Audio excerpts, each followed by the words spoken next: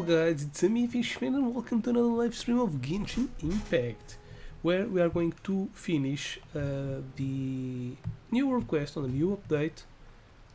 It's pretty recent. The masquerade of the guilty. Maybe we'll find out what Furina is hiding, maybe not, I don't know. We'll go there. Probably we will find out. We already have a new event that came out today. Only 5 days. Damn. We're going to do this after. I don't know if this takes too long or not.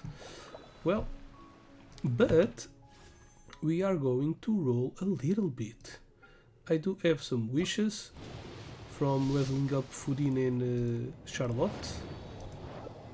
So 2 wishes, maybe I'll get a 4-star thing here. Yeah, sacrificial greatsword, like I don't have one already. And I'm going for this roll. I'm going to roll a little bit here, build up my PT. Ooh, nice. Okay, probably won't get anything else worth seeing, so 5 rolls.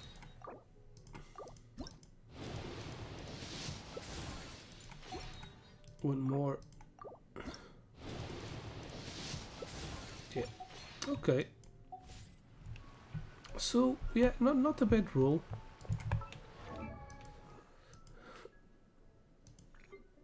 Constellation. Okay, C4.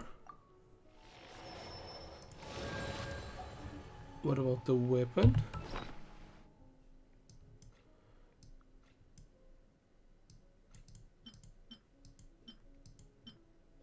Yeah, my sacrificial greatsword is already at C, at the refinement rank 5. As you can see, I have a lot of. I have this one at rank 5 also.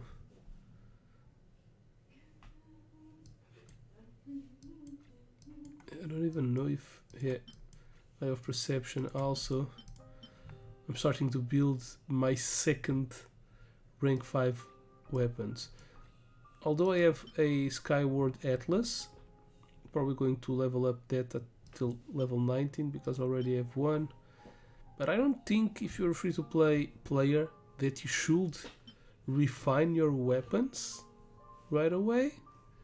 I've been playing from the beginning, and only now, after 3 years and so, do I have a second 5-star weapon. So 5-star weapons are pretty rare. I don't really roll. The only weapons I rolled were these 2, and I was lucky to get them to win the 50-50. So yeah. Otherwise I would only have 1, 2, 3. It's like the Skyward family, except the blade. The sword is not the Skyward sword, it's the Aquila Favonia. Otherwise it's all Skyward. Harp, Atlas, Spine, and Blade. This is a great... No, it's not a great sword. So the only one missing is the great sword. I don't have a 5-star great sword, as you can see. I don't even know which character that I play often would benefit from a great sword. I don't... that I play often? No, that I play on the Abyss. So this plays a lot on the Abyss, this also. Well, Ilda, I don't really use her a lot. Sometimes I use her. These ones I use a lot. This sometimes I also use. This I don't use. Don't use. Okay. Yeah, there's no one with a great sword that I use. I use Shinkyu, I use Xiangling, I use Songonomia. That's why they are at level 83. The ones I use, they are at level 83. So from here down, yeah, not really. Level 80, as you can see. It should be arranged by level. 83. Yeah, there's no one. Great sword users are a little bit. Well, I used Nuvile also, but I haven't leveled him up to level 83. These ones were the ones from the beginning, that's why they level 88 and 89 and so on. 89. Okay. Yeah. Looking back, maybe I don't really need a 5-star great sword. I'm good.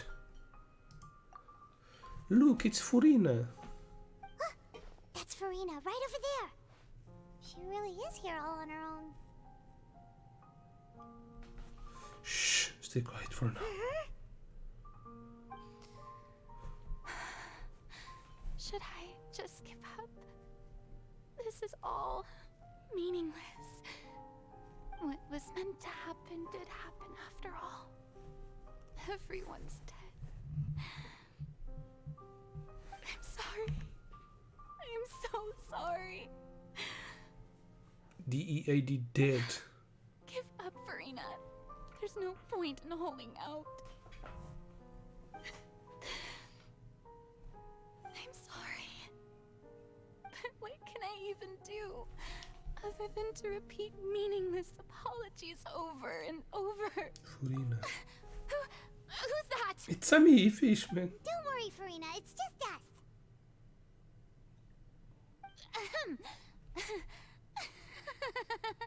So it is you, blonde traveler from another land. Why, I almost thought you were someone from that mob of my ignorant subjects, come to kneel and beg for my forgiveness. Furina, you were crying just now, weren't you? The tear stains on your face are obvious. What do you mean, tear stains? Oh, I remember. The show at the Opera House earlier this morning was so moving. I'm still trying to process it. Who did that uncivilized rabble think they were, disturbing my enjoyment of the arts? They even dare to tout their Archon. I must teach them a lesson. I can just imagine their twisted and frustrated faces once they realize that I'm nowhere to be found. Oh, and I'm sure Nouvellette and those people from the Marish Chaussee Phantom are freaking out right next to them too. Stop trying to act so tough, Furina. You're actually beyond devastated right now, aren't you? Of course not. Hey, there she is! The Hydro Archon's over there! Let's kill her. Quick, after her! Why? Furina, those people seem to be after you. They are? They're just some rabid fans who want to cut the line because they haven't been able to meet me in person, aren't they? That's against the rules. I can't let them get their way.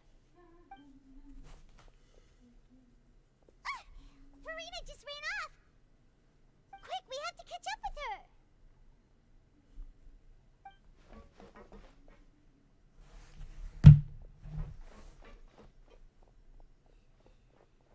Are we supposed to...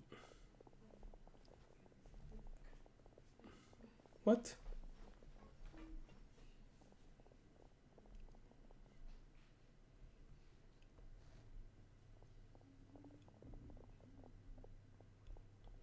Why are they after her? Do they blame her? Well, This maybe. should be the place, right? Hey, Furina! There's a good hiding spot over here. Quick, come to Paimon before the rest of them catch up to you.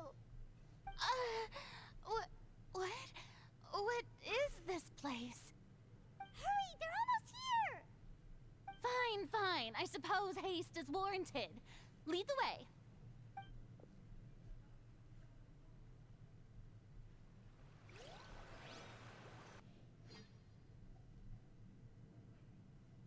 What?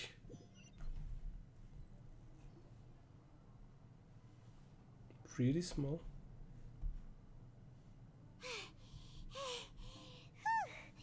Paimon's exhausted.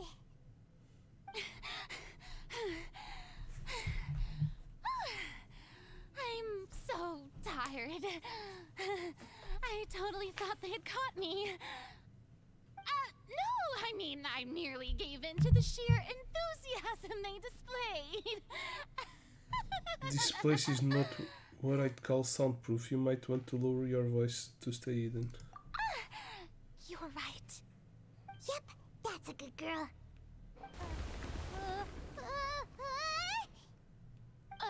What's happening? The ground's shaking.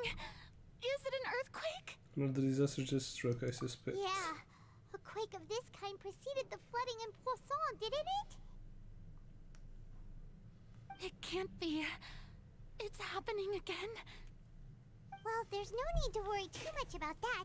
Novelette's made some emergency plans, so the evacuation should go a lot smoother this time. Yeah, I hope you're right. But the people of Poisson, they've already...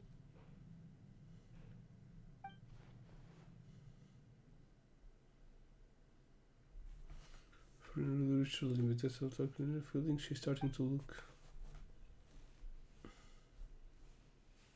It's true. I've been investigating the prophecy for hundreds of years.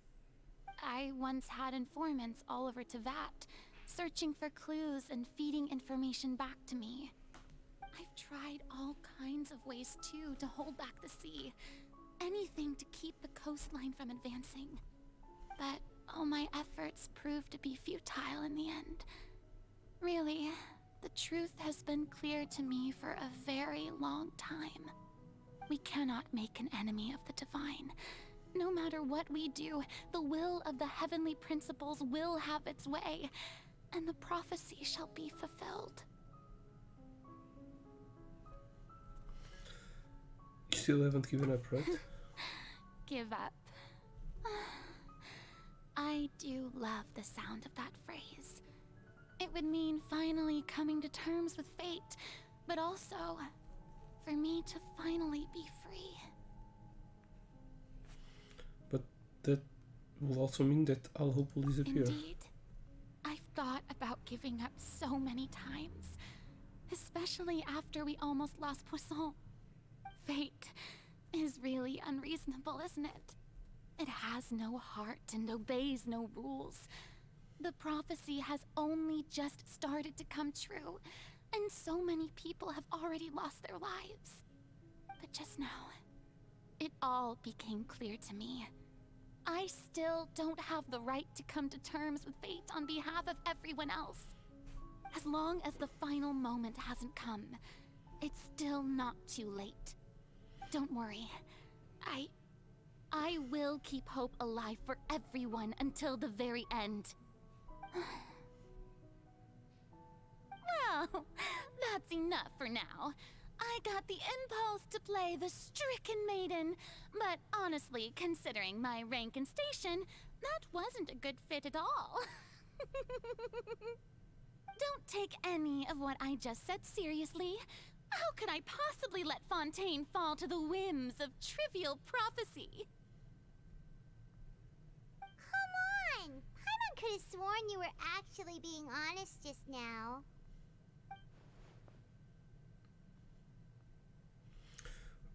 What? You're running out of time. Can you go back square? One like this. I have to get more information over Furina. You might not have to shoulder this burden alone. Although I don't know what you might be keeping from everyone, your people are more than willing to share your burden with you. Share my burden. That's impossible. It was fated right from the start that this would be my duty alone. Damn, but even if your burden doesn't need to be shared, you can still choose to confide in someone. Just share with me. I'm what you'd call a witness. A witness? Yes. I've heard that you came to Tevat from beyond the stars, yes. In other words, you never belonged here. Yep. And if Tevat is, in its entirety, a show on a stage, then you're just a spectator, aren't you? Yep. If that's the case... There's no time left. Please, Furina, just spit it out.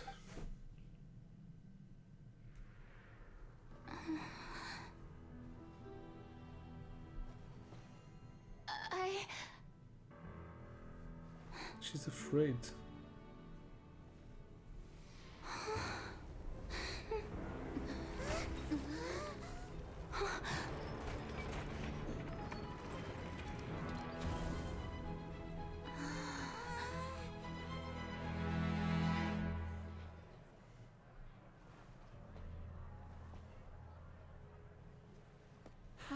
What's this?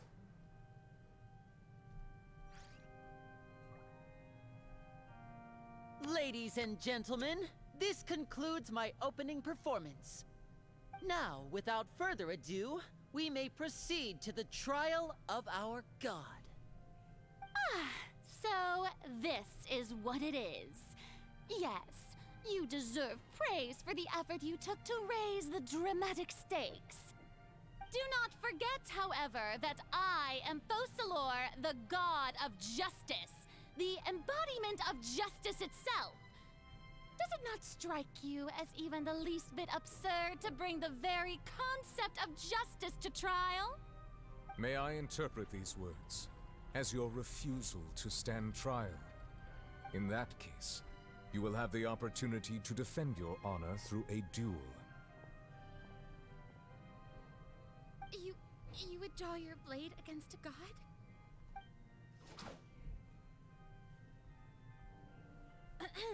I see. It seems like you have made up your mind.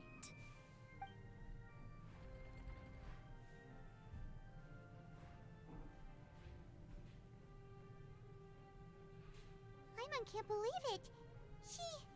She just surrendered. What the heck is going on? Did I just see an Archon surrender to a human? Wow, how utterly humiliating. Lady Furina, what is the meaning of this? It would seem that there has been a misunderstanding. To be clear, the raising of both hands is not always an indication of surrender. Looking for excuses again, huh? I raised my hands just now to indicate my acceptance of the trial. No duel shall be necessary. I will admit that I've been running away for a long time. I'm sorry, everyone. I was unable to protect the people of Poisson. It is my duty to stand trial for my crimes. You are not the only ones to be disappointed in me. I, too, am exceedingly disappointed in myself. But now, it is time for the Hydro Archon to show you her courage and resolve. I, Furina, will use this trial to show the world the true meaning of justice! This time, I will protect you. Applaud and rejoice! One of the most outrageous and fantastical arcs known to the opera epiclese is now unfolding before your eyes. Mark my words, this shall be one of the most exhilarating and brilliant shows ever to grace the stage of Fontaine! The trial of the Hydro Archon, Focalor, will now begin! Woohoo! Oh, now we're making history! Why does it feel like Furina just took over the whole thing? Like, come on! Didn't she just get forced to stand trial for her crimes? Also, even though she's still acting super dramatic, she is taking this seriously this time, right? All right, then. Who will be my opponent in this trial? The court asks the prosecutor to please take the stand. It's me? Oh, nice. Thank you, Your Honor. Is that so? Very well. Then please speak, witness of Tivat, my accuser and fated opponent. We were so close to getting her to tell us the truth, and it still turned out like this in the end. It's okay, though. As long as we can defeat Furina in court, we'll still have a chance to figure out everything. What? It is a little bit confusing. Also, please allow me to ask, as a final question before the trial begins. Just how much work did you do to force me onto this stage? Well, we did do a lot of prep after the meeting that day.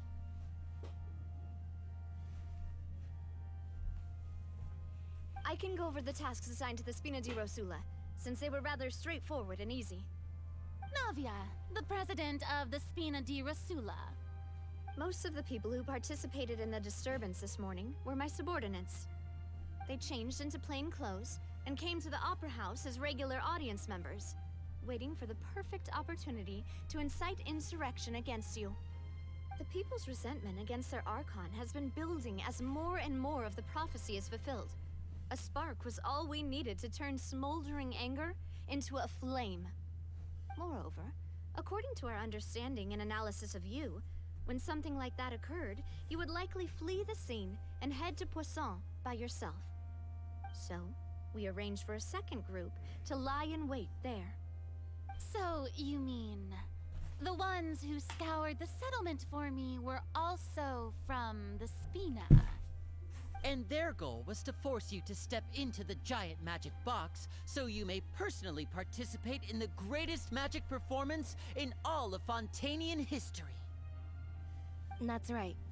That house was a magic box, rather than someone's residence. As the super ultimate version of the setup that I used when I first performed at the Opera Epiclese, the volume of the box was increased by a whole order of magnitude, and the distance it traversed was the entire gap between Poisson and Aranias. Its cargo, of course, was an Archon instead of a human. My thanks, Furina. Without your help, we could never have pulled off such an extraordinary performance. You're welcome? Of course, this performance was only made possible with Father's support. The House of the Hearth spent a massive amount of labor in Mora to pull this off. Whose father? We had to select a location, construct the giant magic box, dig a tunnel, and open up a path through the water. It was a lot of work for all of us. So, in other words, the earthquake that we felt within the giant magic box was just a normal tremor from the transportation of the whole house? That's right. It wasn't a sign of another disaster to come.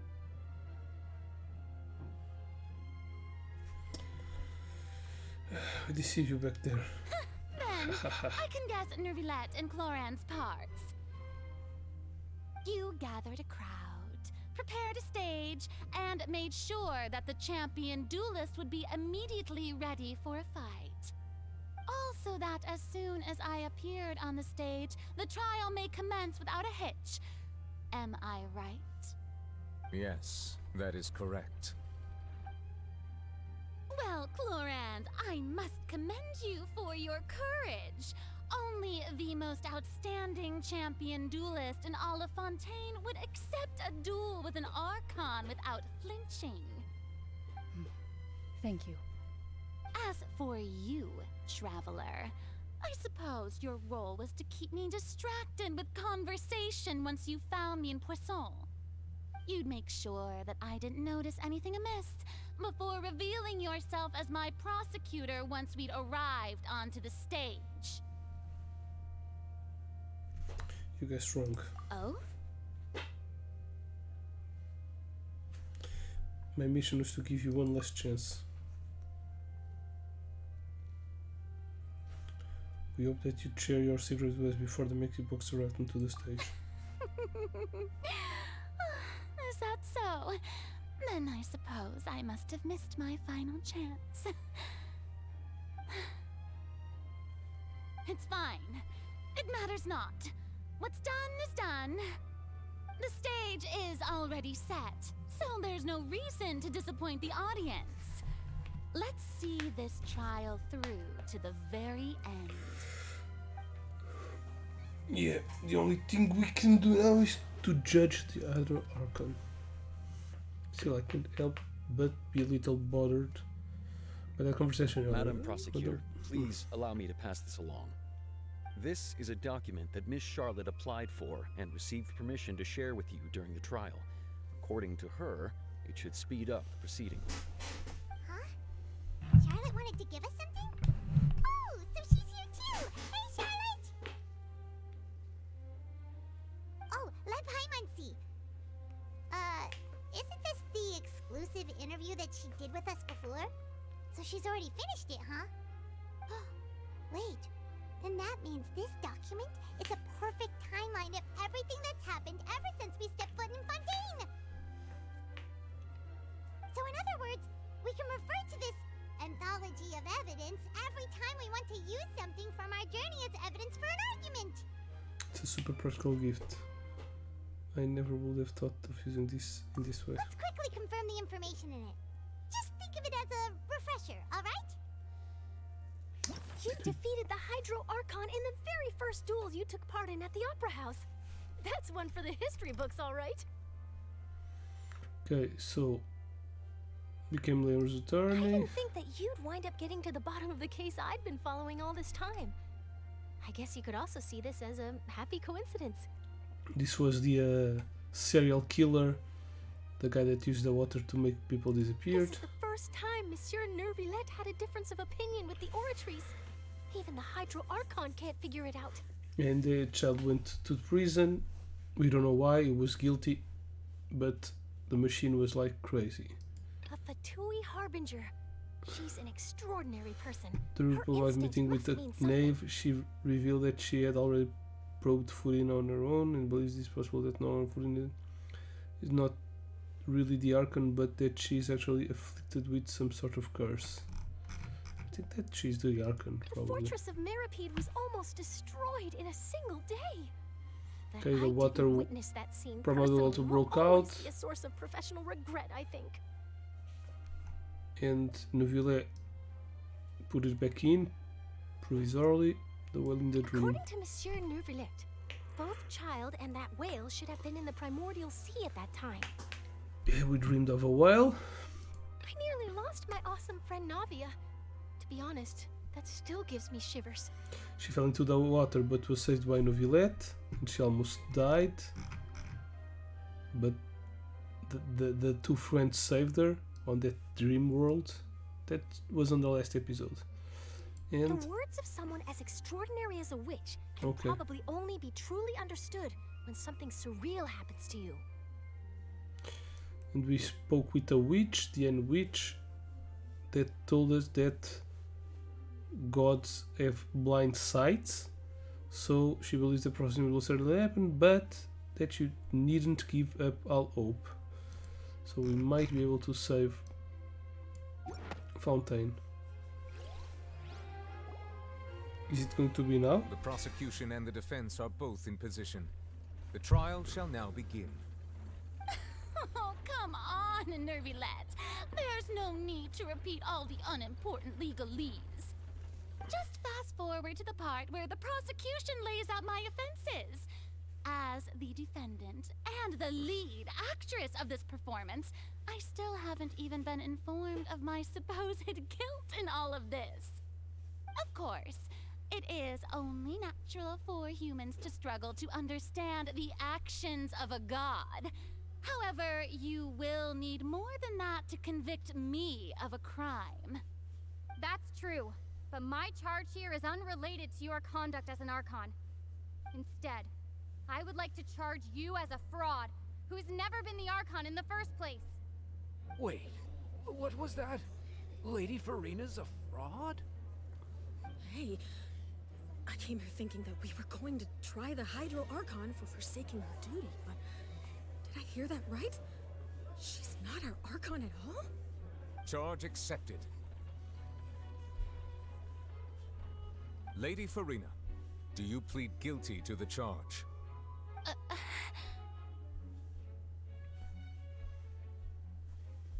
Lady Furina. I plead not guilty. How can I be guilty? There is no way that I, Focalor, otherwise known as Furina de Fontaine, a member of the Seven and the Regina of all waters, kindreds, peoples, and laws of Fontaine, could be anything other than your true Are we just trying Archon. to boost her confidence? Yeah. Even though Lady Furina can be rather eccentric, isn't it going too far to doubt her very identity? Yeah, I've never questioned her identity either. Sure, Lady Furina can be super irresponsible, but what grounds does that prosecutor have to make such a huge claim? I have cause to believe that common sense will prevail in this case. Many of the members of the audience have known me as the Hydro Archon ever since they were born. There would be no fooling their memory. See? Even the Oratrice has decided to show me its favor. Are you sure you want to commit to a charge that will never be upheld? If you wish to drop the case, I can promise you as the God of Justice that you will not have to face trial for making a false accusation. We will treat everything that's happened as a dramatic spectacle and move on with our lives. What do you say to that? Huh. An argument with near impossible odds, huh? You have to not only refute Furina's claims, but also overturn the long-held beliefs of the people. The people only see you as their Archon, but that's their long-off belief. Well, I tried to give you the chance to surrender. If you must persist, then let me ask. If you believe I'm not the Archon, then what manner of being do you think I am? And if I was not the Archon, then how did I manage to live for over 500 years? I've got to think this carefully. What do we know to be special about Furina exactly? First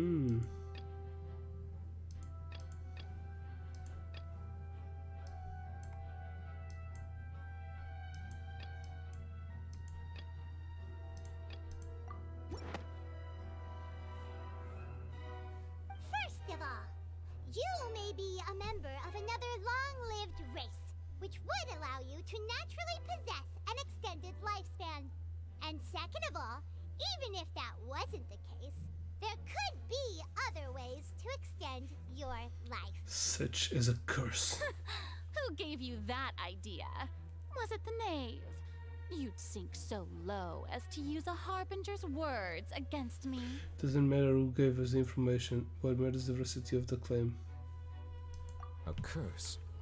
I once thought it possible that the aura of an Archon might naturally resemble a type of curse. But in light of this claim, perhaps what I sensed was not your divinity, but a curse after all. You sensed it too, huh, Neverlet? So Furina, instead of an Archon, could you just be a cursed human? Lady Furina is actually a human? Well, it is true that it's extremely difficult to tell humans and gods apart just by looking at them.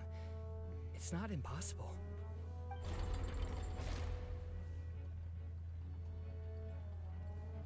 Well, don't start celebrating too early now.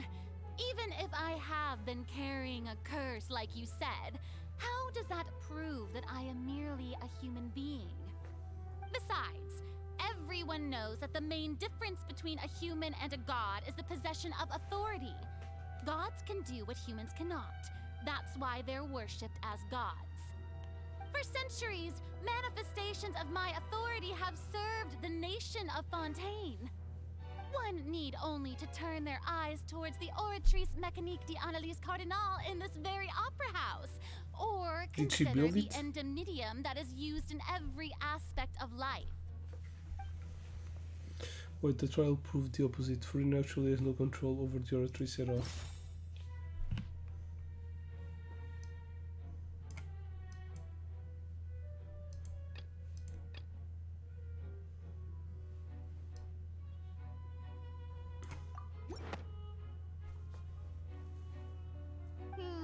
That doesn't sound right. Okay. Paimon doesn't think this clue can be...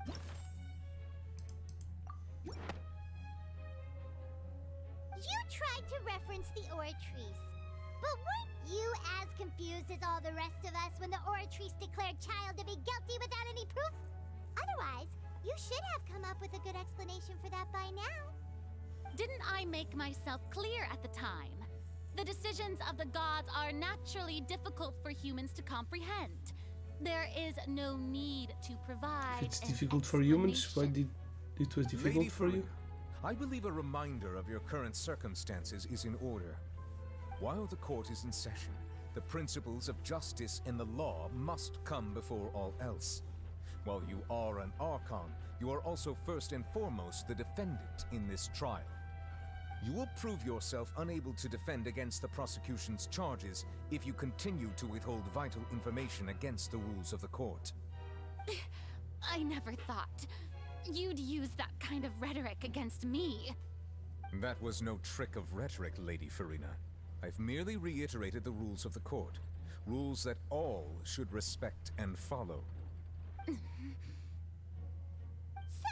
you neither knew why Child was declared guilty, nor did you understand the structure and operations of the Oratrice. Instead of having been created by you, the manifestations of authority you mentioned have been made by the real Hydro Archon, haven't they? The real Hydro Archon? Well, now you're really losing me.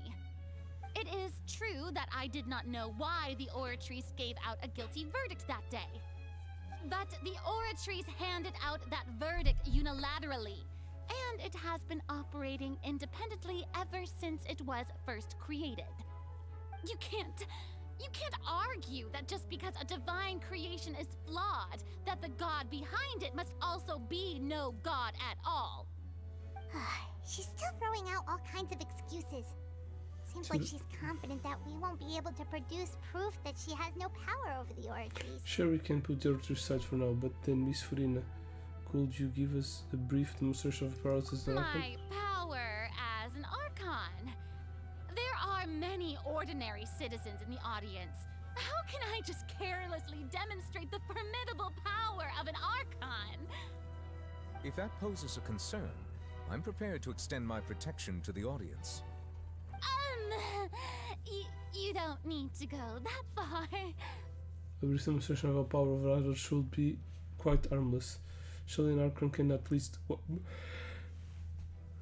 match the capacities of a human with a vision. Aren't you the Hydro Archon? Or is it that you can't even wield the power of Hydro, much less the authority of a god? Indemnitium! Yes! It's all because of Indemnitium! All Archons derive their power from the faith of the people, and I've converted the people's faith in justice into Indemnitium! Thus, nice excuse. I give up all of my divine power to provide everyone with energy for their daily lives. Have you ever seen a more magnanimous god? Isn't that a huge stretch? Yeah. Yeah. No Pretty matter how good. generous an Archon can be, how could they give up all their power? Can a god with no power even still be called a god? Hoo, thank you. It seems like nobody's buying Furina's excuse.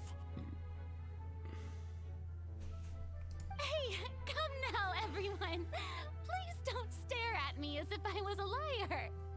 I'm still the same Furina you knew, right? The one that you loved. Shouldn't you want to believe in me? Please? You've got to believe me. If what the prosecutor said is true, she really has committed a grave offense. Did she deceive all of us?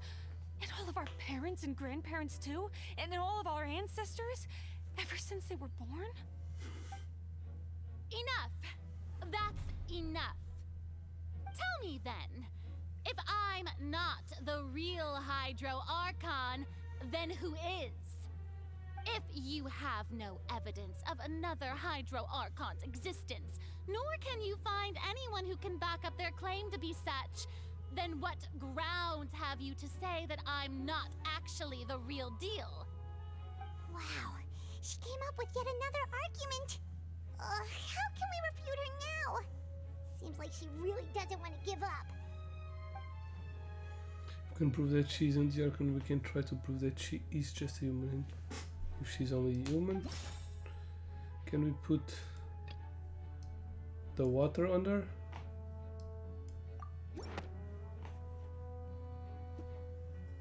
The Archon should resist the water.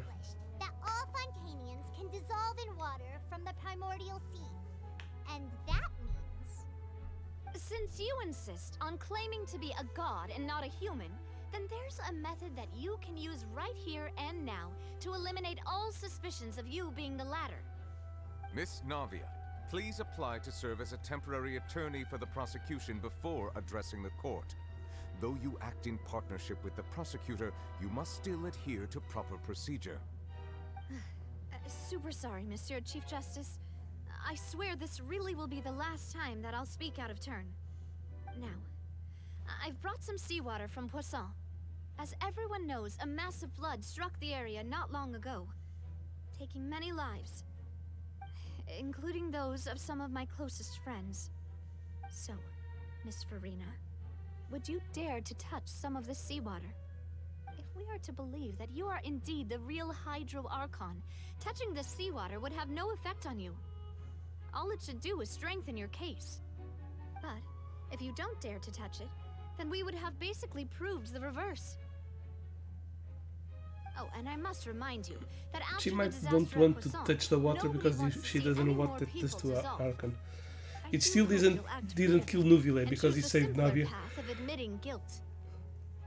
Navia from the Swam into the primordial water, didn't die. I guess her suggestion is valid. Yeah, but I was thinking the same thing. If Lady Furina is indeed just a human, she's probably Fontanian like all the rest of us. Yeah. Would she really dare to try? She can also not be a Fontanian, so...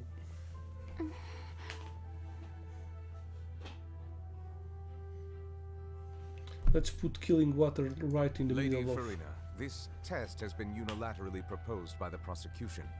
As it falls outside the realm of standard court proceedings, you possess the right to decline participation.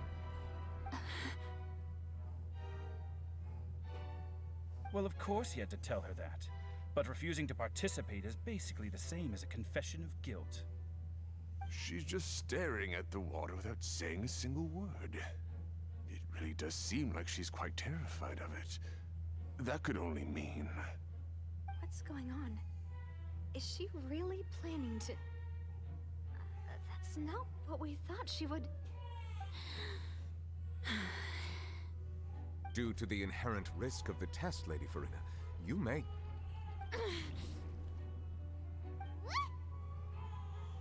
Hey! She actually dipped her hand into the water.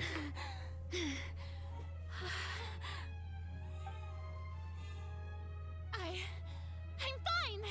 Look at me, everyone! My hand is still here! I haven't been dissolved! Will you believe me now? I really am your Archon! I'm nothing like a normal human who would fall apart as soon as they touch this water! Really? Was this not the most obvious thing in the world? Miss Siegewin? If you're present, Miss Siegewin, please come forward and attend to the defendant. Siegewin? Don't be nervous. It'll just take a few seconds. Let me see. That should be enough. Please announce the results of your evaluation She's to the going court, to die. Miss Siegewin. As everyone doubtlessly saw, Miss Furina was displaying symptoms of hyperventilation and flushed skin. These indicate that she was experiencing the adverse effects of exposure to primordial seawater. The extent to which she was affected is the same as other humans when exposed to primordial seawater of a similar concentration. Thank you, Miss Siegewin. Lady Furina, you may return to the defendant's stand. Oh wait, what did she just say? I didn't get dissolved! Shouldn't that be enough to prove my innocence? Well, considering your tendency to run from your problems, we did originally prepare a direct sample of the seawater around Poisson. However, after extensive discussion, we exchanged it for a sample that is not concentrated enough to dissolve an actual human. After all, on the off chance that something entirely unexpected might occur, we don't want anyone else to lose their life to the sea. Of course. Yeah, so out of regard for Furina's life, you secured a low-concentration sample and asked the head nurse to serve as an expert witness. It's a great thing that the direct sample wasn't actually used. Furina could have... Died. I can't believe You... But what's really going on here? Furina can't have not known. So I like that she was aware, unless she's actually more important of her to keep her facade. But hasn't she given up on everything a long time ago? Listen to me, everyone. Please don't give me such cold and disdainful looks. What happened just now didn't prove a single thing. Think about it. How can you conclusively prove that an Archon can't also be affected by the primordial seawater? Yeah. Also, if I was really just a human, why would I dare to just put my hand in that kind of water? Because you're not Fontanian.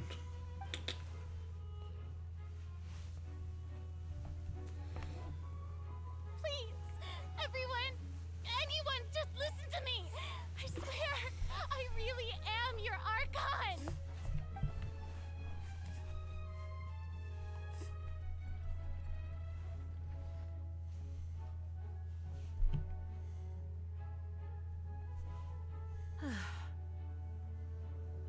I don't think anything she says at this point will sway anyone. The odds are just too stacked against her now. With all the things that have been said, Paimon doesn't think there's any way left for Furina to win. I believe the time for arguments and presentation of evidence has come to an end. If there are no objections, we will move on to the final judgment.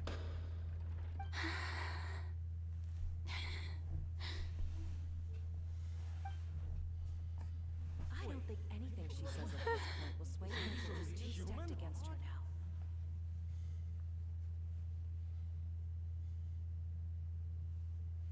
What is she afraid of? Don't get it. In my capacity as Chief Justice, I shall now render judgment on Furina's misrepresentation of herself as the Archon of Fontaine. As a human who knowingly deceived her fellow citizens, Furina is... guilty. Guilty.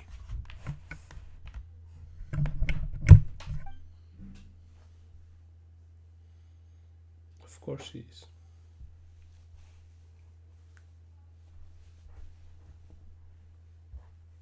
We shall now turn to the Oratrice Mécanique d'Analyse Cardinal to render the final verdict on the charges.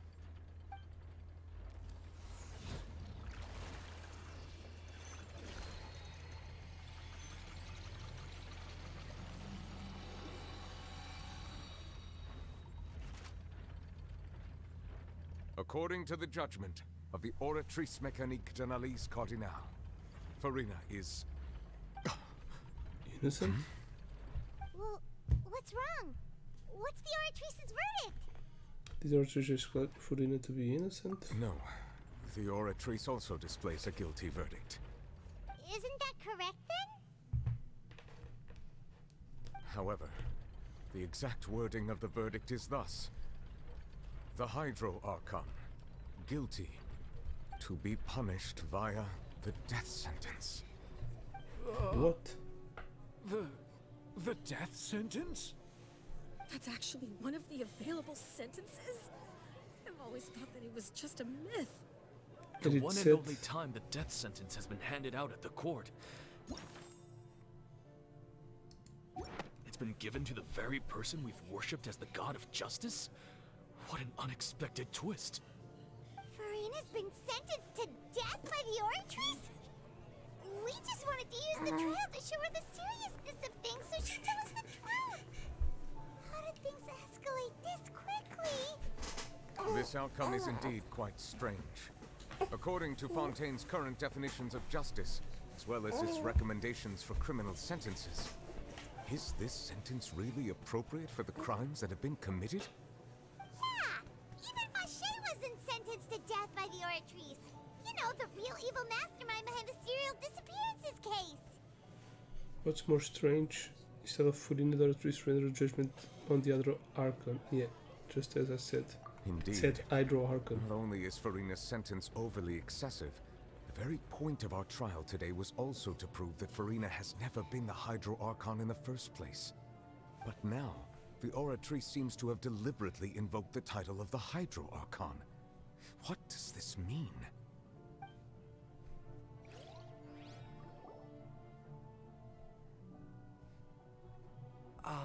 Excuse me, if I may interrupt. Is the trial still going? Fremine! Huh, you finally made it. I assume this means you've completed your mission? Mm-hmm. Any mission Father assigns to me will always be top priority. It's a map from the other photo for a minute. Is that the first prophecy slate? Huh. So the knave privately arranged for Fremine to try and find the missing slate. I looked everywhere and finally found it at the bottom of the sea. It took me a long time to get around some dangerous stretches of water. But has the trial already concluded? Then doesn't that mean I've come too late? Oh no. Father will be disappointed in me. Don't worry, the mystery hasn't been resolved yet. It's still not too late for you to shine. Thank you for your hard work, Mr. Fremine. Please allow me to review the record left on the slate. Traveler, I believe that you have already seen the other existing slates. We'd like you to come here and confirm their contents.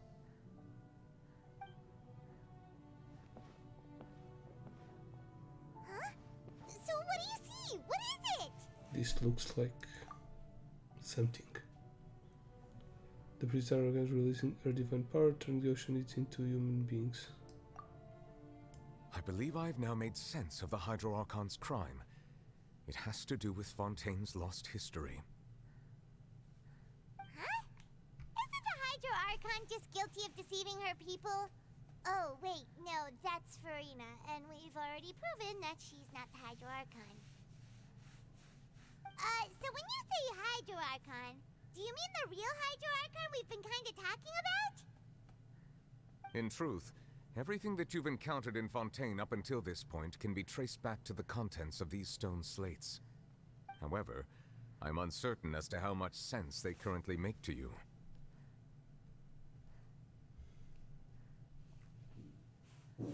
Distinction between the contents of the slates and events in real life. Let's try to recall the contents of the other 3 stone slates. Paimon will do her best to I help don't you remember the order.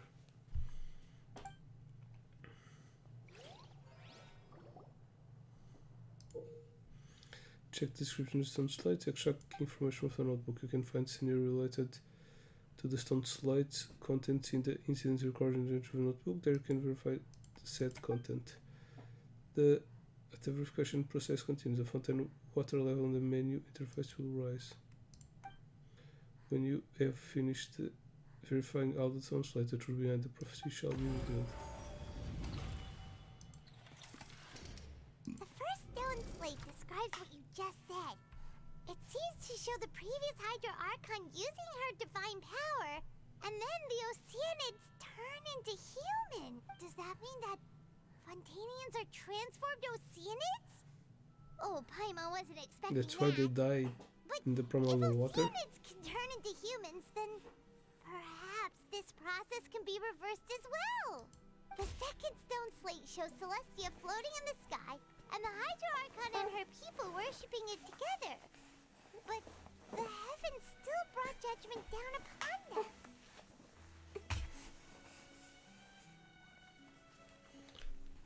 This must be the point when the Hydro Archon and the Fontainians were branded with their original sin. Does this mean that the original sin and the Hydro Archon sin are the same thing?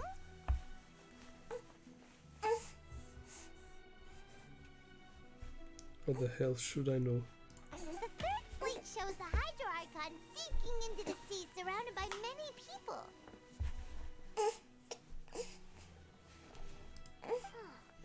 That reminds Paimon, didn't we also watch that happen to someone else?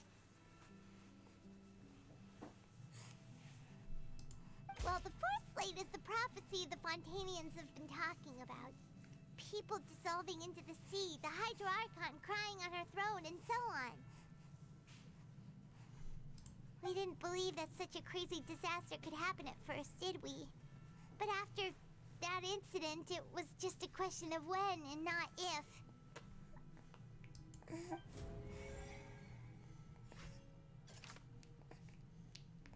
The Some slides in the ruin showing the prophecy describe history of the future. The first piece that was originally missing has been found by Furina. It seems to show the former Hydro Archon using divine power to turn us into...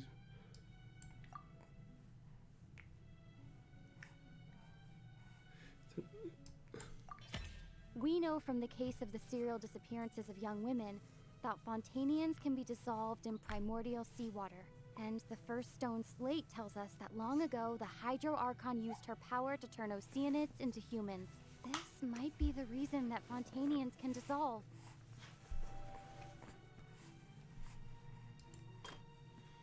Shows Celestia floating in the sky, and the Hydro Archon and other people worshipping it together, but the heavens still brought judgment down upon them.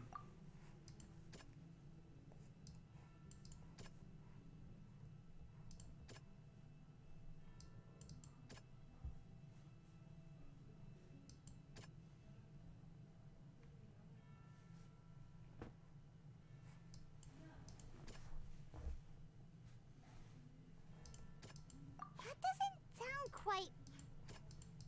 That doesn't... Really? That doesn't sound... Perhaps what is about to take place has all happened before. The true sin of the Hydro Archon that Nervilette mentioned, and the original sin cast down on the people of Fontaine by Celestia, as recorded on the stone slates. Just Hydro Archon sinking to the sea surrounded by many people. It's not as simple as falling into the sea. When Navia fell into the sea, her consciousness was subjected to judgment. The stone slates show the people gathered around the Hydro Archon in the sea. Could that be alluding to the same thing?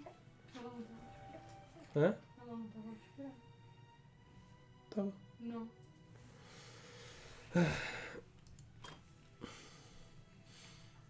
It shows a scene that is basically equal to that described in the prophecy, circulating through Fontaine. Fontaines will eventually be dissolved into... Okay, that one... No? The prophecy from the stone slates found its way into society, but not many people believed it at first. The fortress of Meropide was nearly flooded with primordial seawater, which we know can cause Fontanians to dissolve. It seems increasingly likely that the prophecy may come true. They'll dissolve into the primordial sea but won't cease to exist. Their essence will flow in the seawater, converge, and take the form of an Oceanid. The Hydro Archon was sentenced to death in court, shocking everyone present. Perhaps this means that her sin was actually Fontaine's original sin. Navia fell into the water inside those ruins, and she nearly dissolved. She was surrounded by the people of Poisson in a court within her consciousness, and was forced to take part in a trial meant to make her stay. The eruption of the primordial sea at the fortress of Meropide was the surest sign that the prophecy was about to come to pass no matter what. The prophecy's contents can all be verified by recent events. If we combine what we know together, loads of truths should come to light.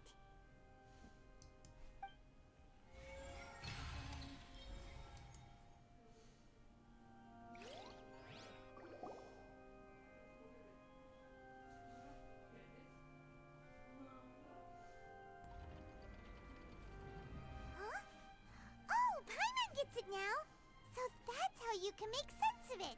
But then it feels like we're going to have to share some truly shocking revelations. Let's hear them. The first slide reveals that Fontaines are not real humans. Incredible! Linny, did you hear that? We're not real humans. All Fontanians were originally created by the late previous Hydro Archon, with Oceanids as their basis. Okay. The evidence for that can be found in how only Fontanians could dissolve in primordial seawater, and how all the girls Vacher dissolved were also turned into Oceanids. Oh, and according to Navia, when she was about to get dissolved, she also saw everyone gathered around for a trial. All of them in the shape of Oceanids. Indeed. Second slate reveals that the crime dragon was a creation of Fontaine from Oceanids. Yeah, and it follows from the content of the first slate that she probably angered Celestia by creating humans without prior permission. That could also explain why the Oratrice judged the Hydro Archon to be guilty. It's to account for that ancient sin. The Hydro Archon's true sin was creating us? And yet, after many hundreds of years, the Hydro Archon's creations have turned around to try to judge the Archon within the Opera Epiclese. The twists of history are often the most unexpected of all. For the third slate, I'm still convinced that it should come after the fourth slate. Yeah, isn't the image here just like when Navia fell into the sea? So wouldn't it be trying to show the image of the Hydro Archon also falling into the sea once the prophecy has been fulfilled in the fourth slate? Depicts a form of the prophecy as it already widely known. In the end, the people will all be dissolved into the waters, and only the Hydro Archon will remain weeping on her throne. Only then will the sins of the people of Fontaine be washed away. Did Paimon get all that right? You've made some keen deductions.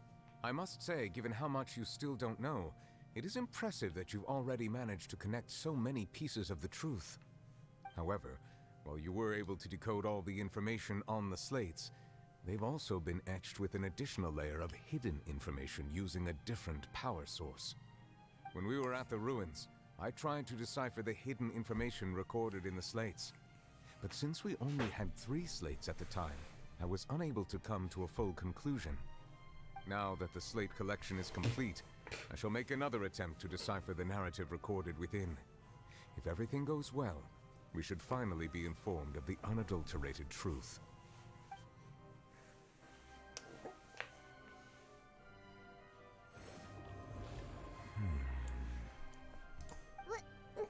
Well? Did you get it? I believe I should share this truth not only with you, but with all the people of Fontaine as well. I will try to briefly summarize it for you. Your hypotheses regarding the origin of Fontainians and the sin of the Hydro Archon were both correct. In the Fontaine of old, the previous Hydro Archon sensed the yearning of her Oceanid familiars for life on land. Okay. The Oceanids were enamored with the beauty and romanticism of human beings, and wishing to have those experiences for themselves, expressed to the Hydro Archon their desire to become of a similar kind. However, even though water as an element is intricately linked with the power of life, the Hydro Archon, as one of the 7, did not possess the authority to create a new form of human life. Not one to give in, she eventually found a way to create permanent humanoid bodies for her familiars by appropriating the power of this planet's primordial sea. She poured primordial seawater into the Oceanids' blood vessels, creating humanoid mimics in the process. But if Fontainians were to ever come into direct contact with water from the primordial sea, the power within their bodies would escape these artificial restraints and return to the sea. As a result, their forms would collapse, and they would be reverted to their original forms as Oceanids. Of course, the Hydro Archon never received permission from the heavenly principles to create a new human race. And thus, the Hydro Archon and all of her creations came to shoulder the original sin of appropriating the power of the primordial sea. That is the true history of how the people of Fontaine first came into being. So we were all Oceanids before we turned into human beings? That's way too much information for me. I think I'm just going to pretend that I never heard a single thing. Wait, but if that's the truth, we can't let the Hydro Archon be sentenced to death. After all, her only sin was creating us. This really might be too much information for your regular Fontanian, but it does answer a lot of our questions. Alas, your hypothesis regarding the 3rd and 4th stone slates was inaccurate.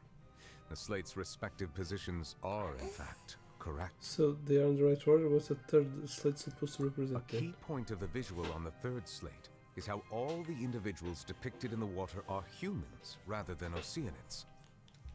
They have not been dissolved, which implies that the water depicted in this slate is not water from the primordial sea. And the one in the middle The nation is... of Fontaine is the nation of Hydro, as well as the nation of Trials and Justice. Instead of being the literal element, the water in the scene symbolizes judgment and justice. You may also recall Navia's experience. When she fell into the sea, her consciousness was surrounded by that of many others who intended to hold a trial to determine her fate. Therefore, the meaning of the 3rd slate is that the people of Fontaine shall try the Hydro Archon at the Court of Justice. Yes, well, it's it refers to our now. present situation. I think I'm following now. So, what you're saying is, even though we decided to put on this trial to avoid fulfilling the prophecy, You are fulfilling in it. truth, everything we've done has happened exactly as the prophecy foretold. So now, it seems, we're the ones making sure it comes true. What should we do? It feels like there's no way out of this. No matter what, the prophecy will be fulfilled. Is this what it feels like to be a prisoner of fate? If that's the case, does that mean the scene in the 4th slate will also be fulfilled soon? Traveler, I would like to point out another small fallacy in your deductions.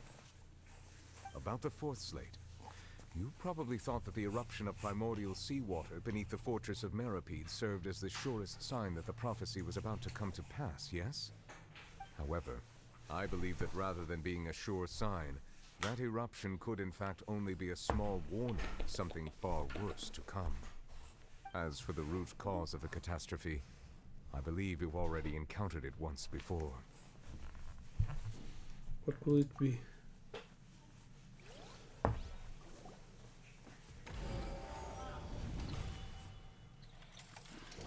This eruption was just a small warning of the things to come. We must find the root cause of the disaster.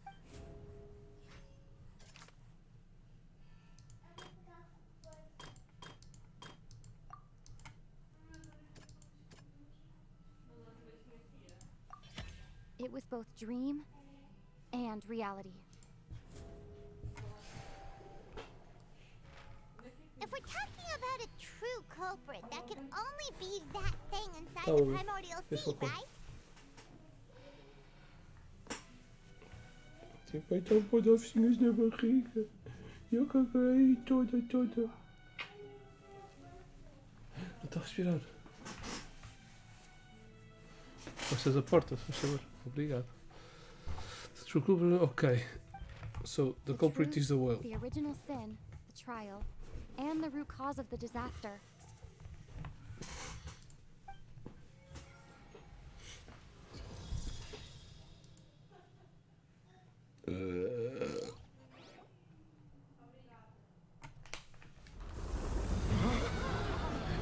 There she is. Find out about me.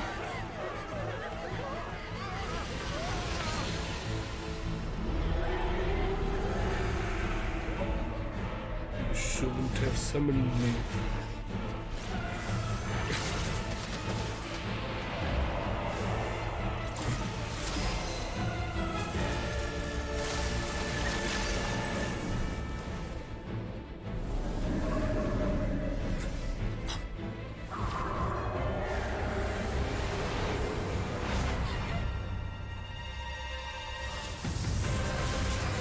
Oh yeah.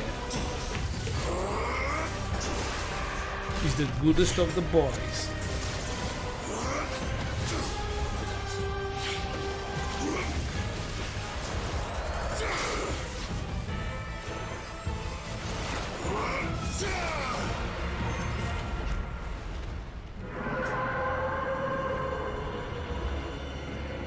can I choose my team? Oh, she's going to flee.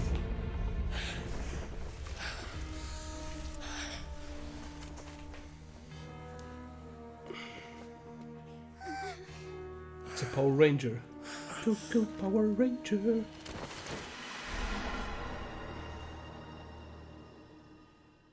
Oh, he's after her. He went to her world, her domain. That was way too close! How did that thing just burst into the opera house? Wait, was that the huge whale you saw in your dream? That's right, I'd wager that this is also the one that child saw when he was young. So we've met it at last.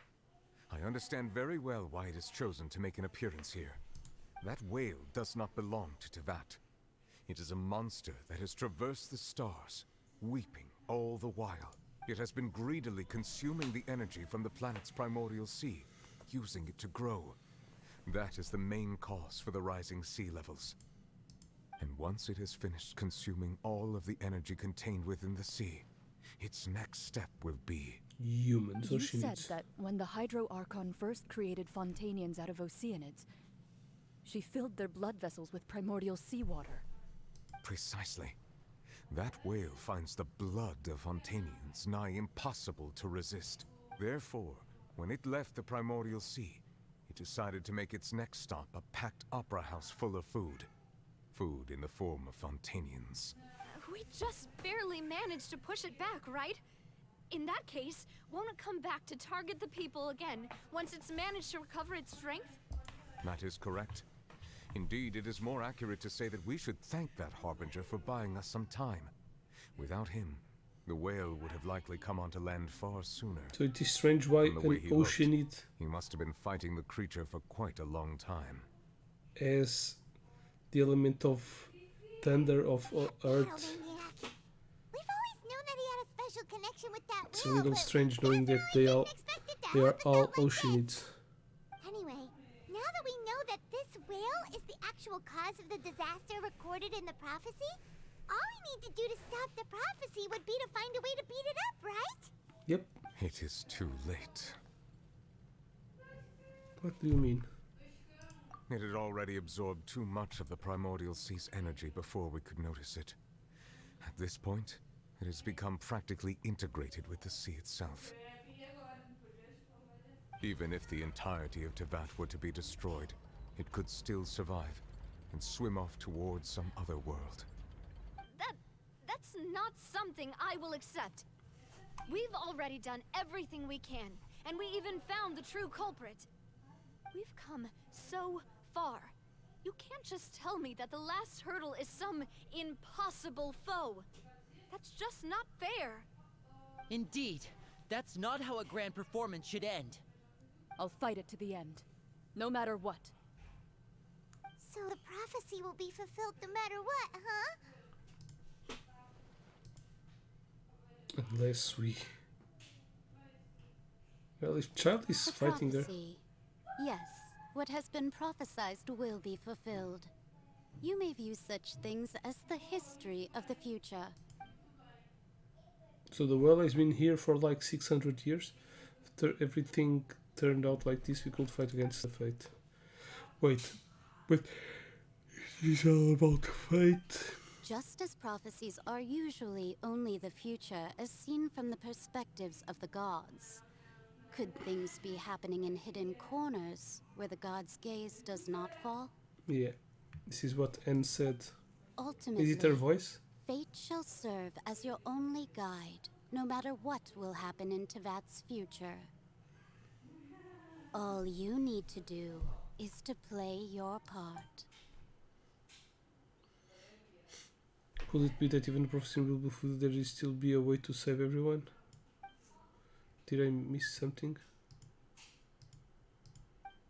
Wait, I forgot about Furina. What was it that she wanted? What's her real secret?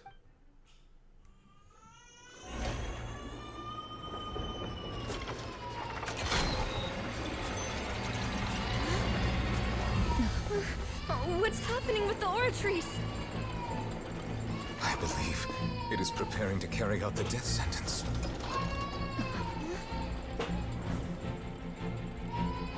Okay, well, let's wait.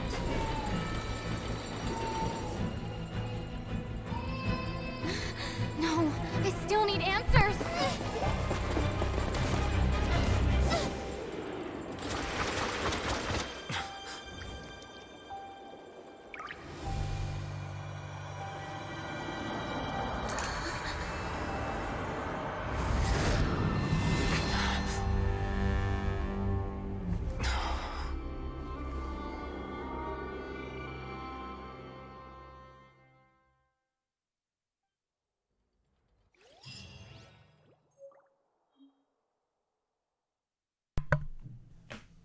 The hell?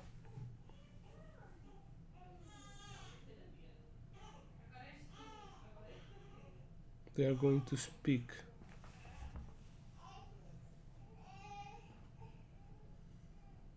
You.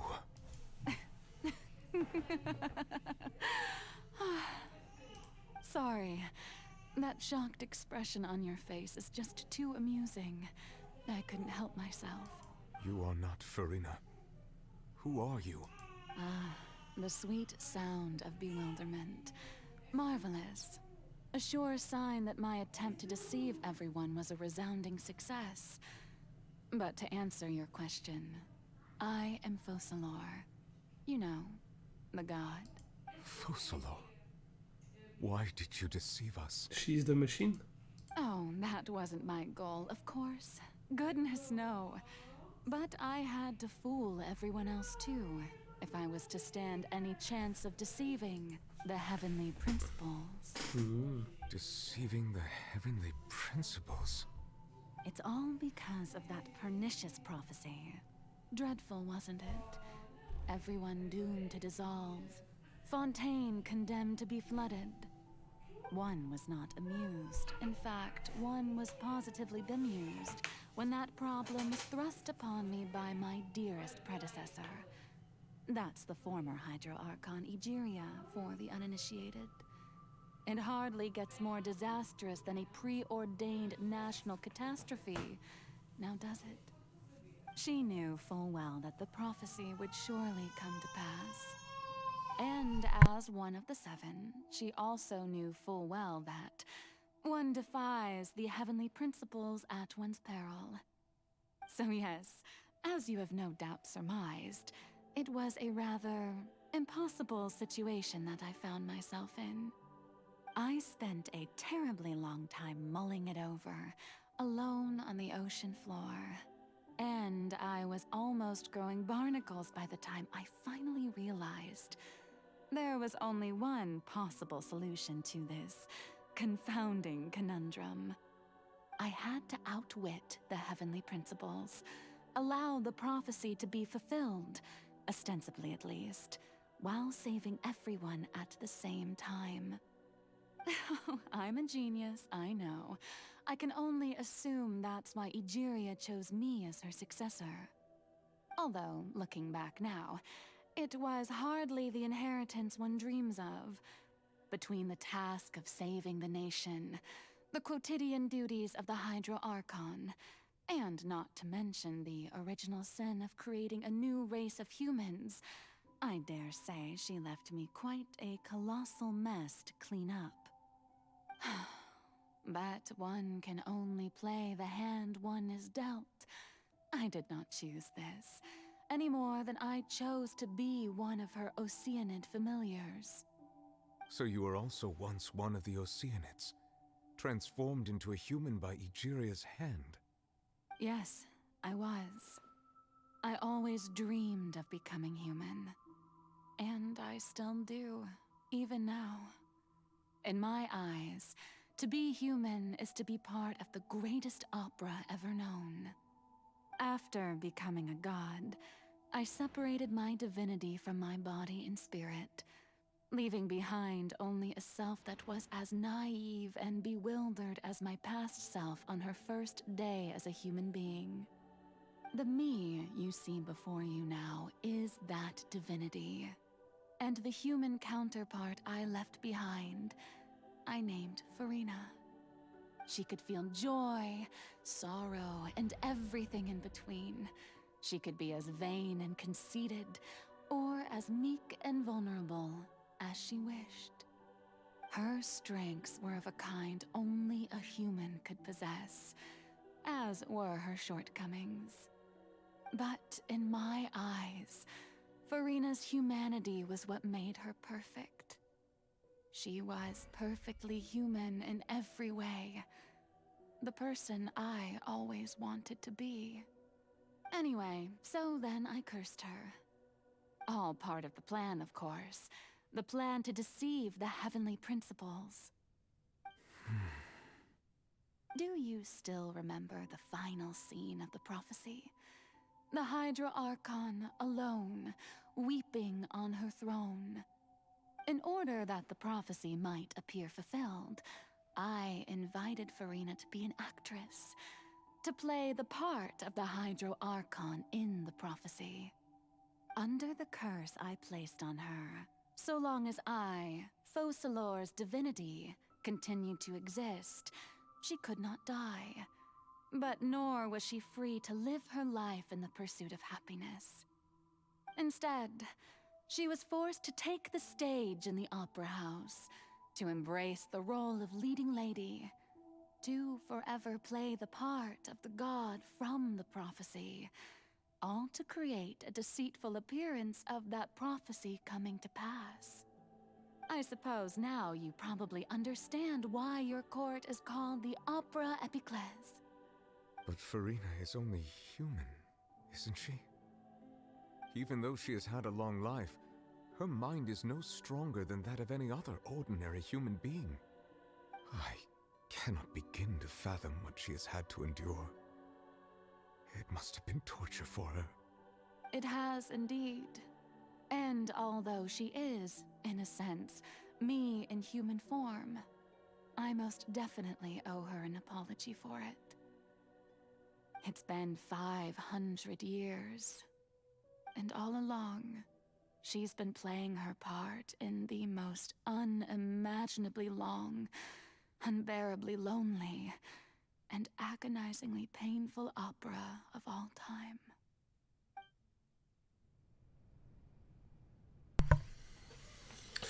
Okay.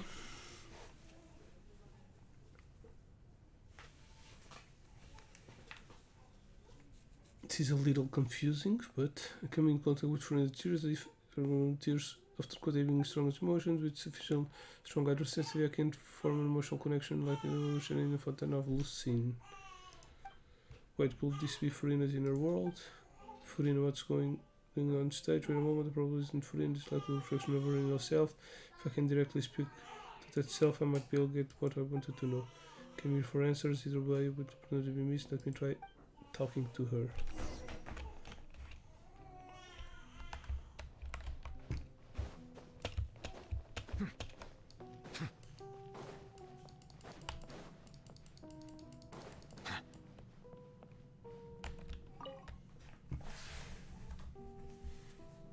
Oh, who permitted you to come onto the stage? Now, I understand your admiration for my august self, but I must ask you to keep to the rules. Come on, it's a me. All right. It is not my intent to reprimand you. There is no need to state your name. Just be off with you. Do not distract me from my performance. I don't see an audience here. Oh, do not jest. Can you not feel it? I am Focalor, the eyes of countless Fontanians. She's so tired of being me. Focalors. I must, at all times, display the utmost elegance and nobility. Yeah, some things out there's no getting through her, even if she's still playing. I start to resolve must she have in herself and subconscious will have such impenetrable defense. I have to find a way.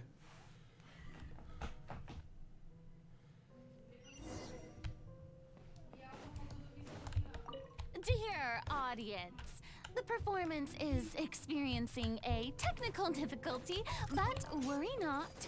The guards shall resolve it soon enough. The night is cold. Come on out! Stars, shine for me. Have a seat.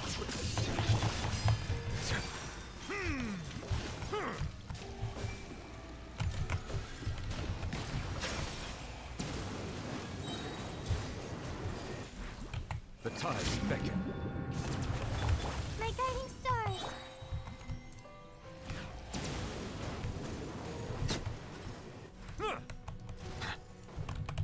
Hey, what gives? The audience is still watching me, you know. Guards? Wait, where are the guards? Guards!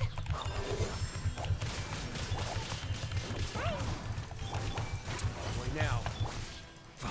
Bow your head.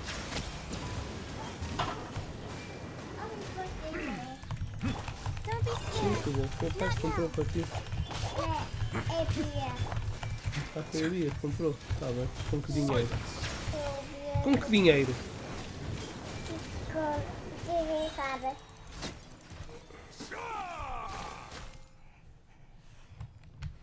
Não mais. Não. O quê? Vai brincar com a tia, vai? O pai já vai brincar também. Which I think... Fuck, não estou com... What's her true... Hã? Vai lá, filhote, vai brincar. Vai lá o Spider-Man. Speaking of which, I think I just received some sort of signal. What's on that her true voice? Encosta aí, se faz favor. Alto.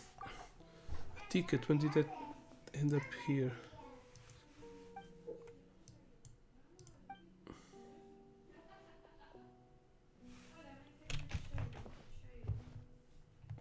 It really looks like the show is about to begin. In that case, show me how you truly feel. Scene 1 before Mirror Furina.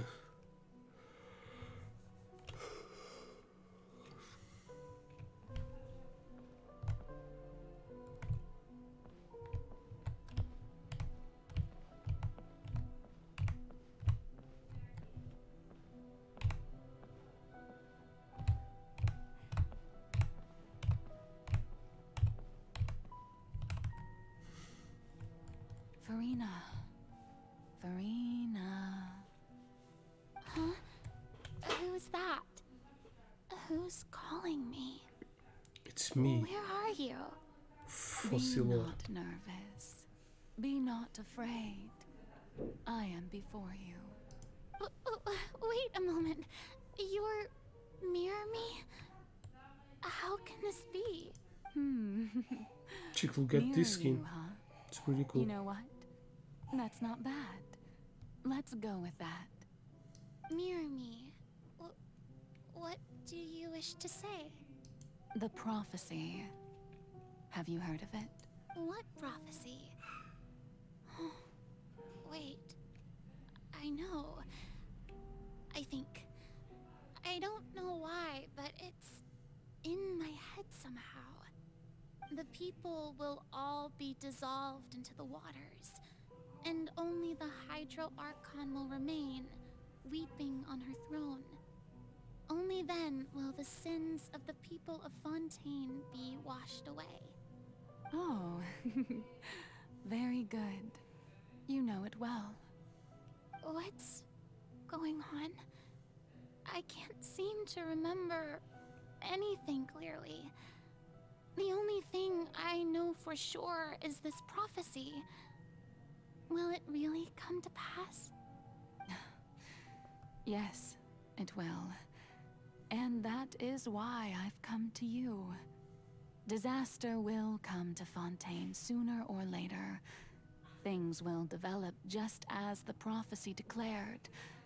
There is no escaping it. But doesn't that mean everyone will die? Yep. I'm a Fontainian just like them. Will I dissolve too? Oh, don't worry. Magical meetings exist in this world precisely to give people a chance to turn things around. It is the reason why you met me today. I will tell you how to save everyone, but you may have to suffer somewhat. Oh, so there's still hope after all. Goodness, you frightened me. You spoke so much and with so much certainty. As for the suffering, well, I will admit that the first thing that came to mind was, why do I have to be the one to suffer? But prophecy will come true, I'll also die anyway, right?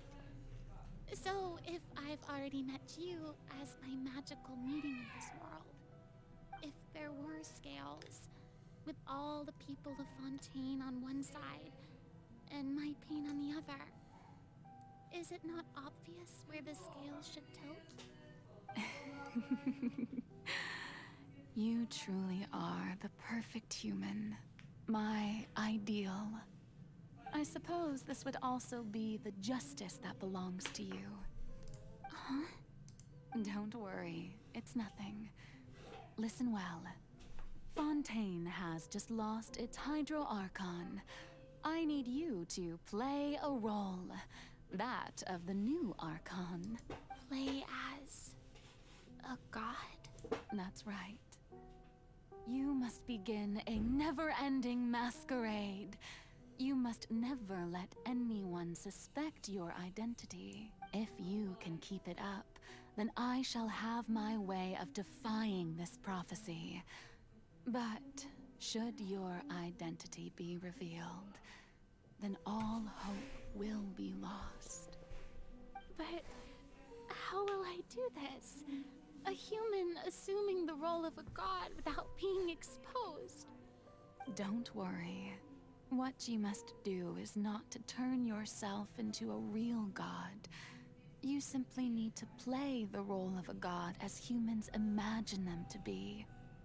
Being a human yourself, I'm sure you already know what such an entity would be like. Remember, your true challenge will not be pursuing divinity, but contending against humanity. I'm still not sure I understand, but I'll try. I'll try to do this. So, how long am I going to have to play this role? 500 to years. accomplish this mission, you will have to stay on the stage for many, many years. You will endure and not grow old until your task ends. But I promise you, all will eventually end in a magnificent and dramatic trial, and everyone will be saved. A trial, huh? How exciting. I'll be looking forward to it. Sim, tuas senses speech, Furina, ok?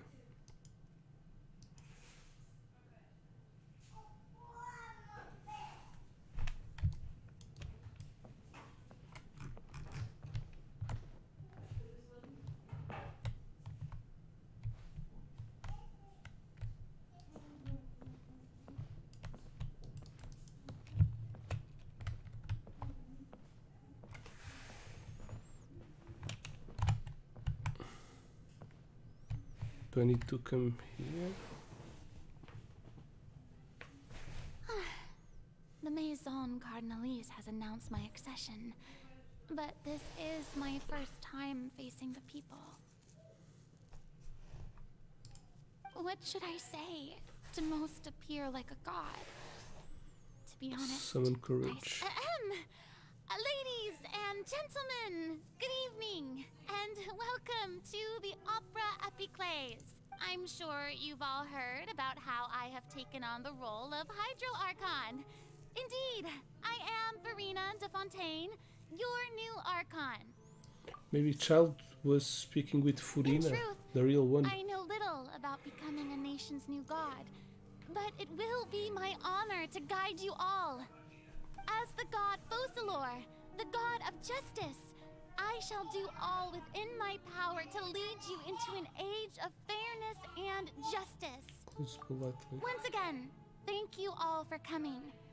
If you should have any questions or suggestions, please send them to the Maison Cardinalise.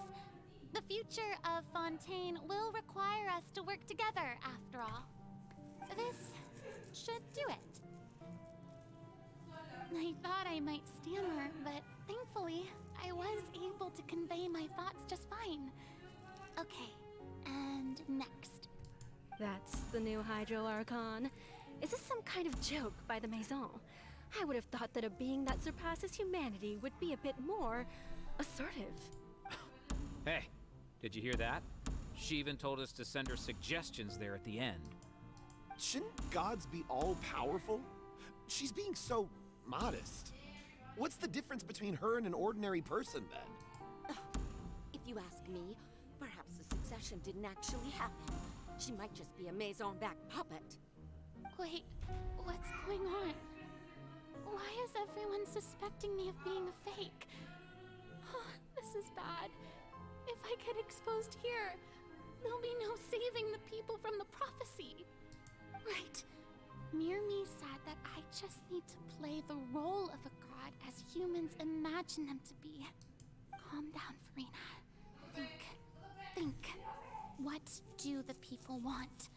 How would they imagine a god to speak and act? Assertive, with a strong sense of presence. One who can dispel all doubt. That is the character I'm fated to play. For 500 years. Damn. Oh, very good, my people. Only ones such as you are deserving of my rule. Now, I was wondering if some weak puppet were to one day come onto the stage and claim ownership of this opera house, would the children of Fontaine follow them? Well, it seems that you would all see right through them. Having passed my test, you are qualified to witness wondrous trials alongside my august self, here in this opera house. You may consider my previous act a door gift of sorts. I thought it was a debut that suited the atmosphere. Now then, let us be reintroduced. Ah, so that was just a performance. How could I have forgotten that we were inside an opera house? Personality. It's quite shocking, to be honest. Dispelling all doubts. Such a fascinating and bold deity. How wonderful. Our future may yet be bright after all. It seems I've turned them around. Best follow this flow and restart my accession Resolutely with conviction. My dear people, whether you acknowledge me or not, whether you trust me or nay, I say to you, keep faith in your ardor for justice. We have heard it said that this nation's sins can no longer be washed away. Well, I say that justice is most fragrant when it blooms amid sin. Turn up the drama. The scales of justice should not weigh heavy in the hands of its god. On one side, it must carry fairness and justice. And on the other, praise and applause. May law be the prayer on our lips. May justice be our worship. Let us light the fire. Costa, como é que é? Está-se bem? Future of Fontaine. And the speech emphatically. So we closed politely. That's her true personality. Now choose the other one. Tá tudo bem, mano. Obrigadão por teres passado aí. Participaste no giveaway. Se não participaste já vais tarde. Acabou ontem. Quando acabarmos aqui o live stream, vamos... Vou em direto, vamos escolher o vencedor. Vamos ver o vencedor em direto.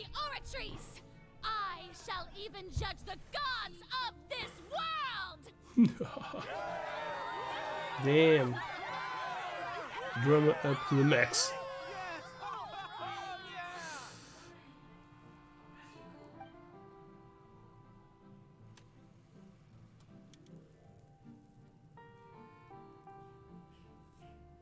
Não percebi. Gameplays de Final Fantasy lançadas.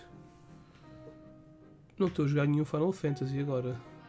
Estou a jogar o Spider-Man, já dei a volta, tenho que acabar. Fazer o resto da side quests. Mas por acaso tenho ali 2 Final Fantasies que quero que ainda não joguei. Não sei se aquilo dá para a PlayStation 5. Não é que eu quero muito voltar a jogar na PlayStation 4.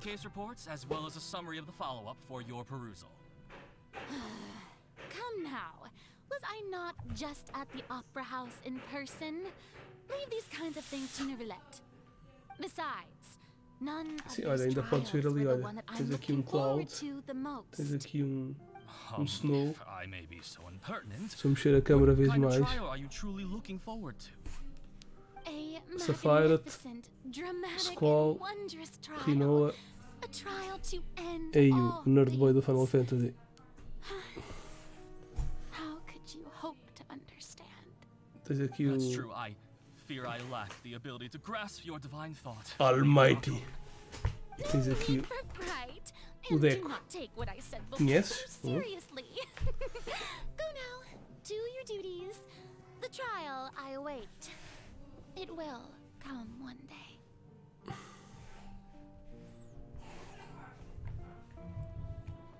Which way? The way where the light is. Lady Furina, I don't know what to say. Thank you for... Que Final Fantasy é que eu tenho no No YouTube? need to thank me. 15, Or rather, 16, thank your own 7, sense of perseverance instead. 7 Long Rebirth, have you pronto, stood in line o to meet remake. me, have you not? Tenho também o I'm Advent afraid Children. that's just an inevitable consequence of my divine Não charm. tenho mais nenhum. All right. Acho eu. Deoteria, is it? How is your son's illness? You remembered me, and you knew of my family too. He is doing much better now. In fact, he is far more of an ardent believer than I. He was the one who forced me to seek an audience with you, and to bring your words back to him. Oh, good. Very good. If this should happen again in the future, please do not hesitate to come and tell me. Going down to citizens' homes every so often, while not usual practice, should serve as a fine change of pace. You're such a gentle and wise God. Thank you once again, on behalf of my son. So with everyone, she had to play the role. That's fucking tiring.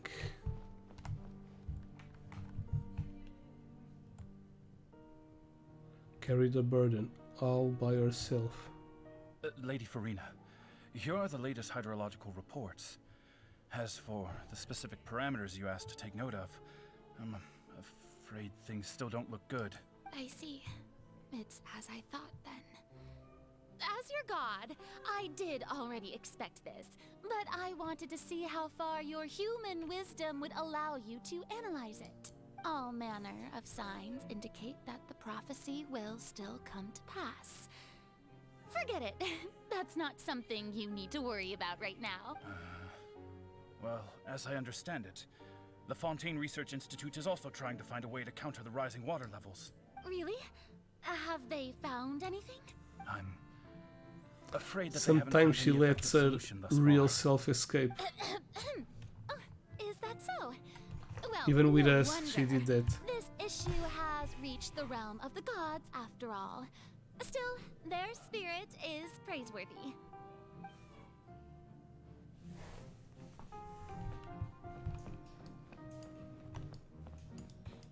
Only in the bed at night can she be her true self? The day is finally over. I haven't had a moment to breathe this whole time. But it's good to see that everything's getting on track. There are no longer any voices of suspicion. Maybe this is fine.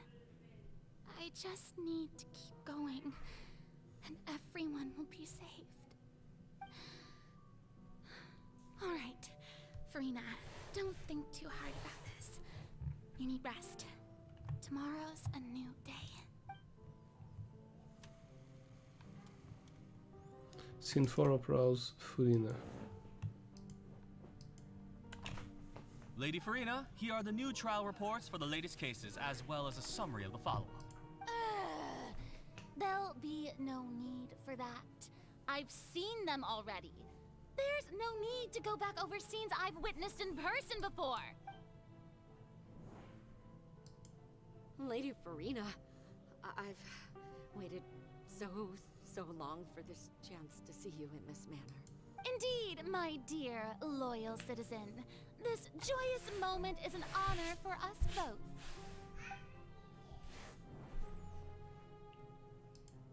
Lady Furina, We're detecting significant hydrological anomalies near Poisson. Understood. Keep monitoring. Keep me informed should anything come up at the Institute. I don't think I let anything slip today. I must show the people that there is nothing to worry about. I just don't know when these days will end. I feel utterly exhausted. Best to rest early today, too. Okay. She had flawless days.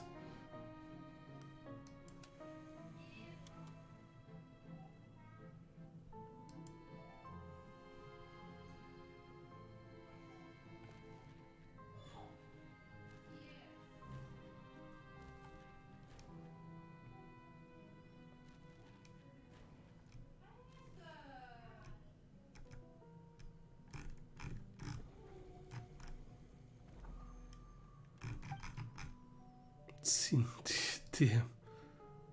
That's 500 years. It's like a dream being able to speak with you up close like this. I've heard that the first member of our family who was honored to receive an audience with you was Madame Dioteria, almost 20 generations ago. And what a fine family yours is indeed. It brings me great joy to meet such a faithful believer. A descendant of a line most ardent. Surely you exaggerate, Lady Furina. My lady? What is it, good citizen? Oh, are you crying? Oh, really now? I didn't even notice. This must be the overflow of hydro from my person. Well, can't quite help being the god whose dominion is the waters, can I? No wonder. No wonder. A manifestation of your power, then. Oh, Archon, I am honored to have witnessed it. Honored indeed. Poor girl. Damn. So interminable. So lonely. Just how much longer? Hundreds of years must have passed by now. Perhaps the show must go on for hundreds more. I never imagined that it would hurt so much. Have I reached my limit? No. Perhaps I reached it long ago. Today I didn't even notice my own tears. I want to tell someone, anyone, about this. But would that not destroy all I've done Okay. so far? That's why she didn't want to tell us even to us. So many investigations across the centuries. But there's not even a sliver of hope that we might break the prophecy. All I can do is keep heart. I must maintain this act. It is the only way to save Fontaine. Please, mirror me. You have to succeed.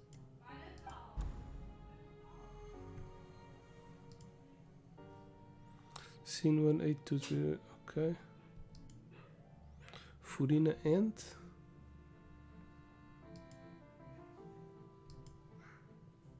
Furina, you don't have Finley. to shoulder this burden alone.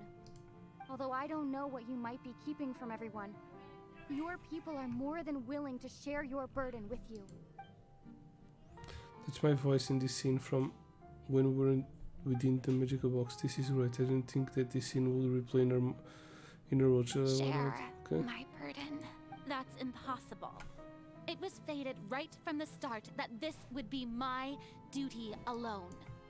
But even if your burden doesn't need to be shared, you can still choose to confide in someone. Just share it with me. I'm what you'd call a witness. A witness? Yes. I've heard that you came to Tevat from beyond the stars, yes. In other words, you never belonged here. And if Tevat is, in its entirety, a show on a stage, then you're just a spectator, aren't you? Yep. If that's the case... She's right. I could confide in her, couldn't I? But if things don't play out as expected, the people of Fontaine will be the ones to pay the price. No, Furina. You shouldn't be selfish. But what if... Selfish. You shouldn't sell me. What if it's really alright? Furina, you've worked so hard for so long. Surely it would be okay to put yourself first for once. Just this once. Is it such an outrageous thing to do anyway? To find someone in whom you can confide your frustrations and sorrows? Surely it could not hurt. If you let this opportunity slip through your fingers, it might never come by again. Think about it. Long and hard. That's what she said. Yeah, the perfect. That's what she said.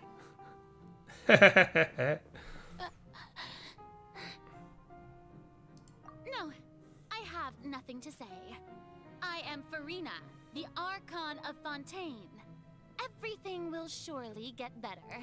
All you need to do, dear spectator, is to witness my performance until the curtains fall.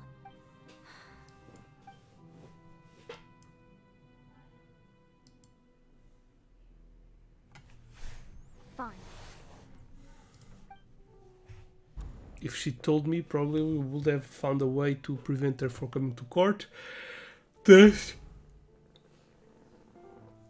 making the prophecy fail. But no. So even Furina doesn't know the truth? You've never once let her in on the full plan? Yes, it had to be done. To deceive the heavenly principles, you must first deceive yourself. She did very well.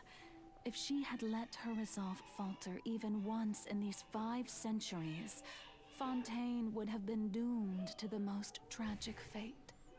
It seems that trusting humanity was the right decision after all. I believe that I understand how your deception works, but that is only half the truth, is it not? How would you build on this foundation to save the people of Fontaine? That is the most important thing. Ah, good, good.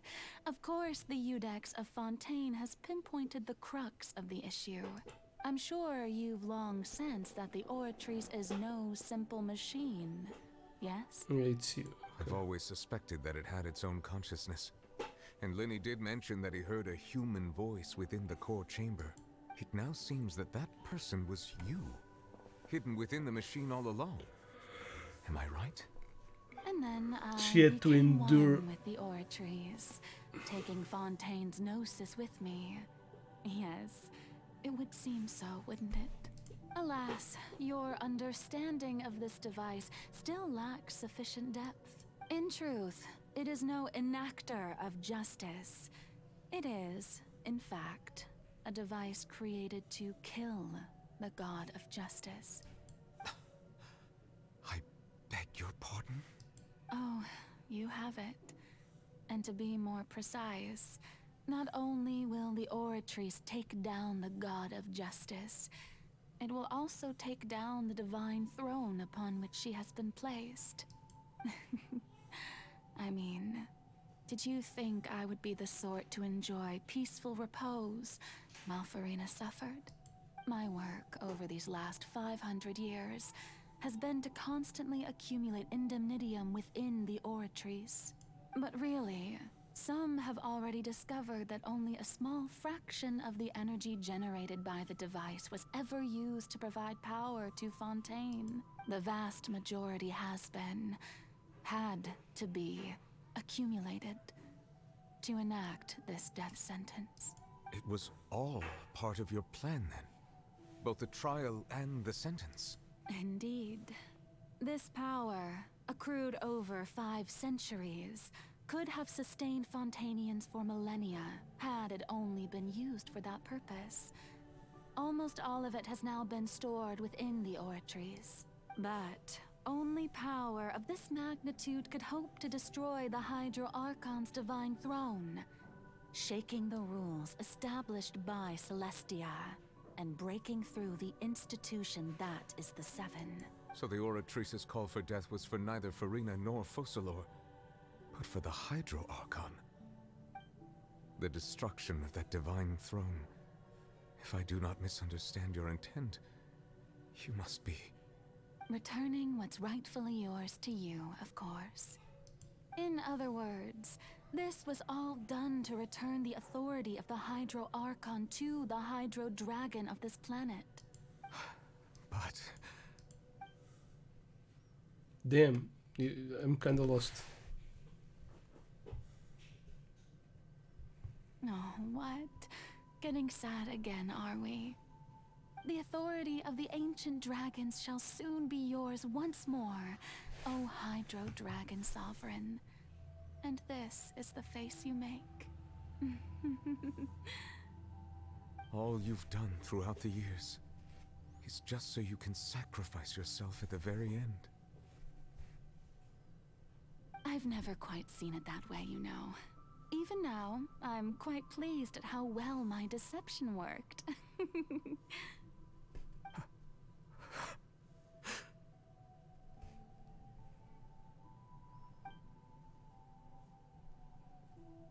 She's truly a hero. Hydro Dragon, don't cry. If she kills herself, there's won't be the real Hydro. I would have loved to judge the Archon won't be at the throne at the end, thus breaking the... guilty of essentially the same crime. Is that it? Egeria stole the power of the primordial sea, and the heavenly principle stole the power you ancient dragons possessed. I, for my part, am the god of justice. And is it not just that your original powers should be returned to you? Speaking of justice, I have always believed that justice lies in the process of pursuing human existence itself.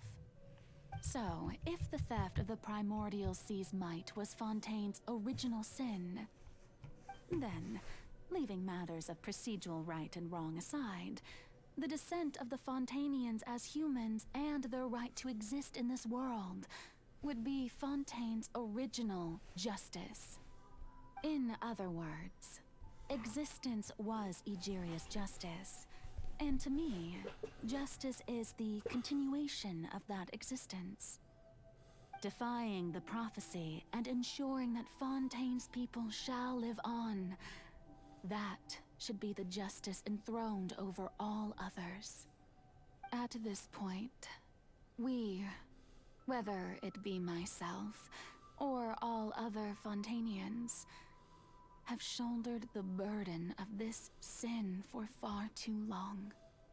Iudex Nervillet, the highest judge in our land, when you regain your full power as an elemental sovereign, what verdict shall you pass upon us?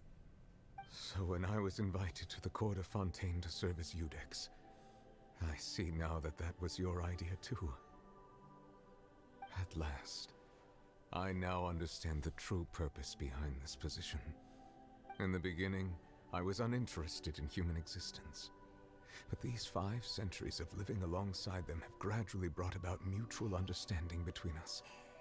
And I have even attempted to feel as they feel.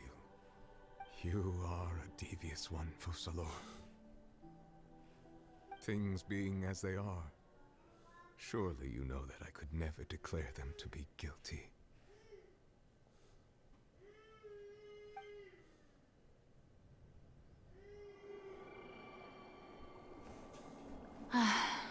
The hour of my execution is almost here. For the sinner, the curtain call has come. I know I may not sound it, but faced with death, I find myself a little afraid. Perhaps this is one thing both gods and humans have in common.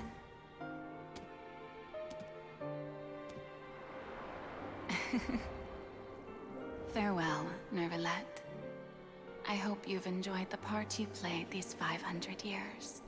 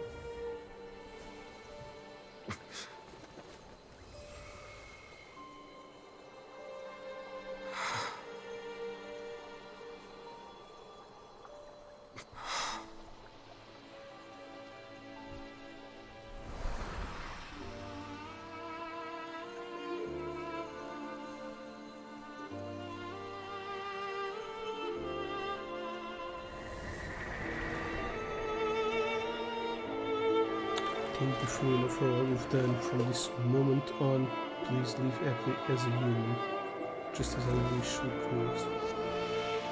Okay, so she's now technically the Archon God. Of course, there's no real Archon anymore, but all the power went to him, to Neuvillette.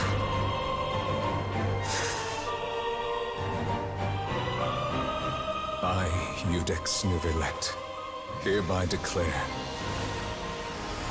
people of Fontaine, your sins are forgiven.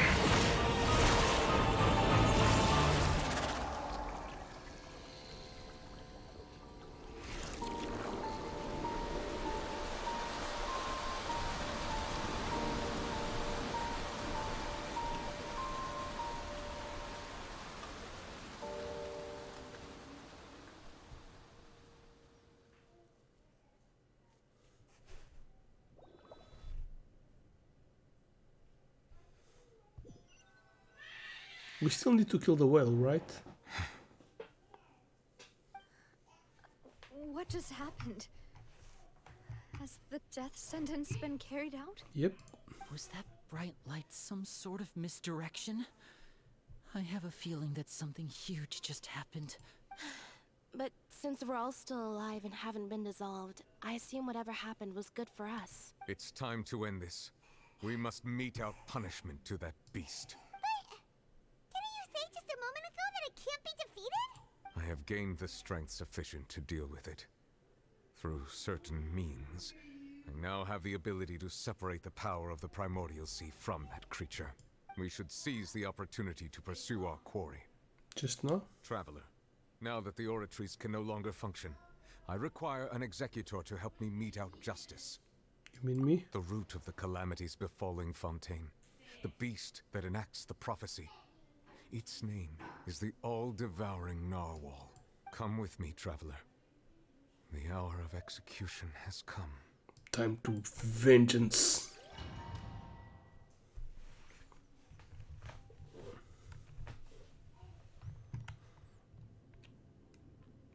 Ooh. I don't even have a good team.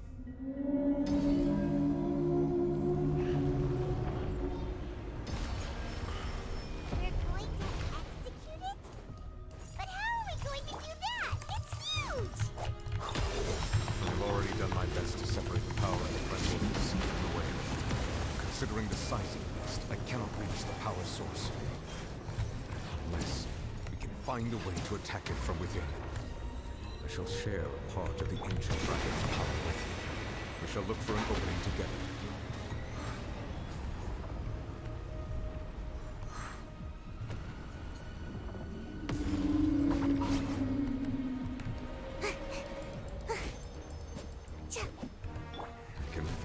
sorrow turning into hostility. A moment, please. Face the guilt.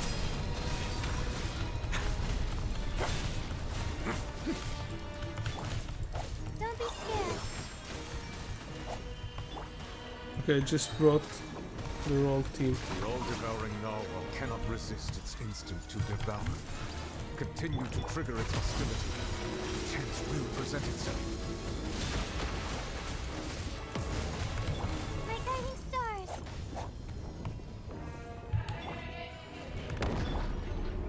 Oh damn. She's pissed off.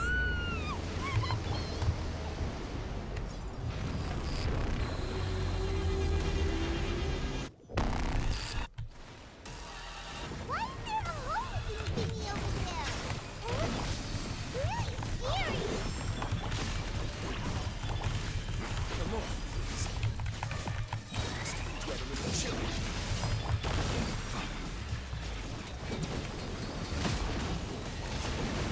Be not perturbed. I have granted you my protection. Do not fear. Seize the moment and use my power to suppress its roots from within.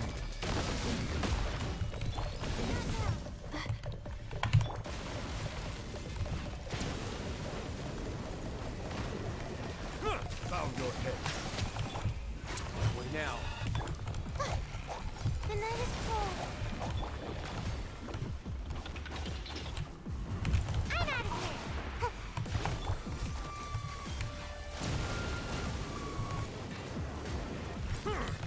Silence! Don't be scared.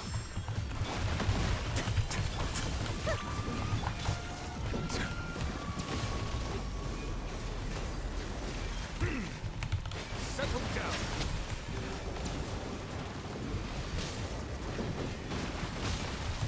Just My guiding stars.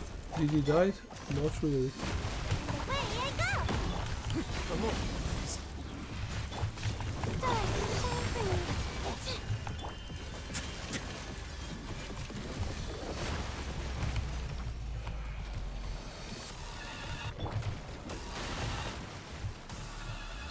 I'm out of here. Ouch.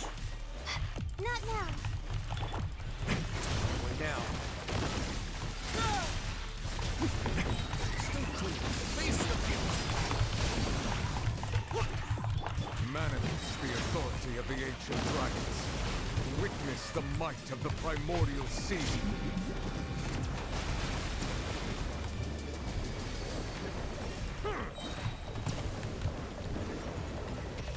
Use pneuma or what? I'm not reading what I have to do. But yeah, probably it's pretty straightforward.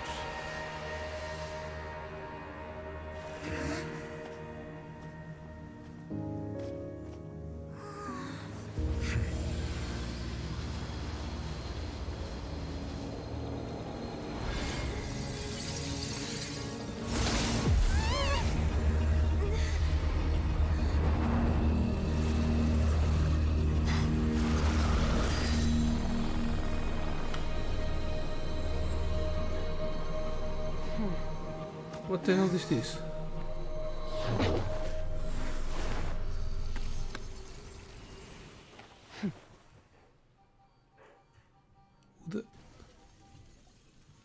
Thanks for helping with the cleanup. Should have been my job, but oh well. It was just supposed to be a short private training session for me. I didn't think that my disciple and my master's pet would start brawling in the meantime. Oh, actually, I had a feeling that it would happen at some point, but they bumped into one another earlier than I thought. What a blunder. I suppose I'll have to swing my sword 3 million times as penance. Disciple, master's pet. Is the world the master's pet, and is the child her disciple? That power. Who are you exactly? She's from outer space. Idea. From what she said earlier, she must Skirk. be Child's master. Yeah, Skirk, right? Skirk. It's just that he gave us the impression that she was the less talkative person. I simply did not have anything to say to the weak. But you, on the other hand, managed to defeat the all-devouring narwhal without using power from beyond this world. So you may speak to me as equals. What sort of person will take the all-devouring narwhal as a pet? I have to agree. It's a strange use of a planet's primordial waters just to raise an all-devouring narwhal. That kind of power is wasted on it. It's not cooperative. It eats too much. And I have more important things to do with my time than pet sitting. The only thing that creature has going for it is its looks. All in all, it fails as a pet. Miss Skirk? I think you might have missed the point. The point being? Well, being that this pet almost destroyed an entire nation. So what sort of person is your master? Well, child's master's master. Wait, is that right? Oh, right. So you don't know him. Sorry, I assumed you did. His name is Sertologi. Hmm? I am unfamiliar with that name. Huh. So Master isn't sufficiently famous. How should I describe him then? Have you heard of the name The Fowl? Yeah. The Fowl? Still nothing? Well, how about the Visionary? Vetterfulnir then? Or Gold Rhindaughter? Ooh, that one we've heard. Rhindaughter's part of the Hexen Circle. She's Albedo's mom, right? Oh. Albedo. So you do know that name. To be honest, I also heard all of those names and titles from my master. I don't actually know them either. But I suppose you understand now, yes? My master is likely a similar sort to Rhindaughter. They are both pursuing some form of perfection. Wait, didn't you also mention a visionary person? Paimon didn't quite catch their name. Actually, never mind that. I believe it expedient to inform you that the all-devouring narwhal used up nearly all its strength fighting you. Such roiling hydro energies will prove difficult for the planet's deep seas to digest.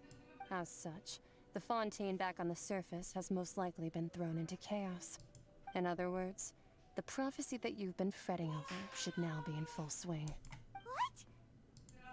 No, there's little to be surprised about, Paimon.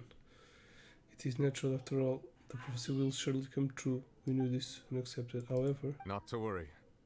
Focalor has already managed to deceive the heavenly principles. No one will die. So the water will not do anything to them? The people will all be dissolved into the waters. Or they will and be dissolved and only Furina return? will remain, weeping on her throne.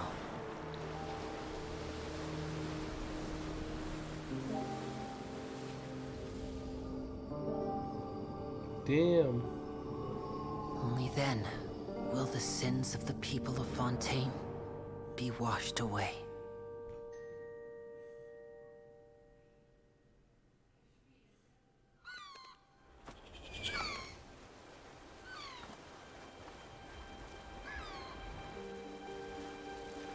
How did the sea level rise only on Fountain?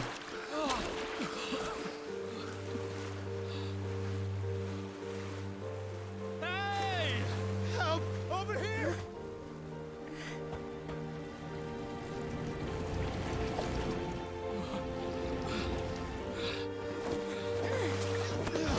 They cannot drown, right? They're water creatures.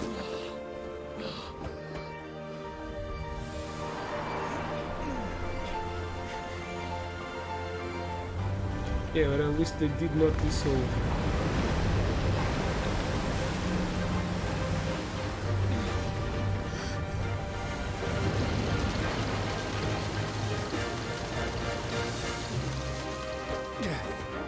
All hands, initiate emergency rescue!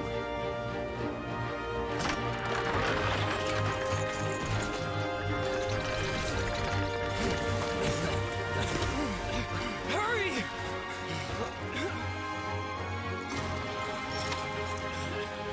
Hey, lend a hand!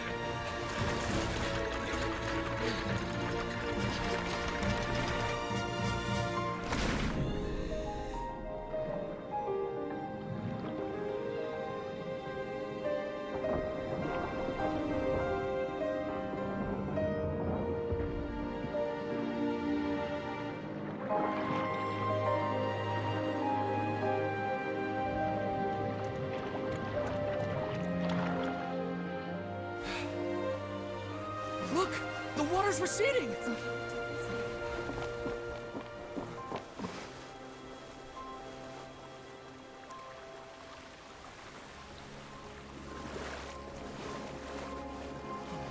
It's a miracle! Water's receding. We didn't dissolve. The prophecy was wrong. The prophecy was wrong.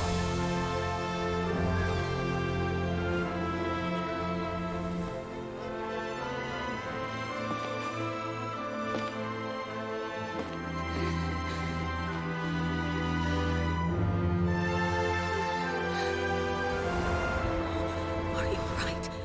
Yeah. We're saved. Now she can be herself. What is wrong?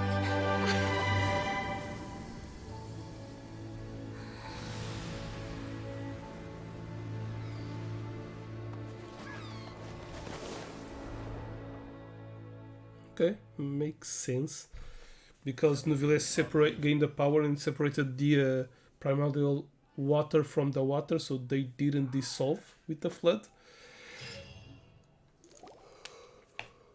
The solo renewed.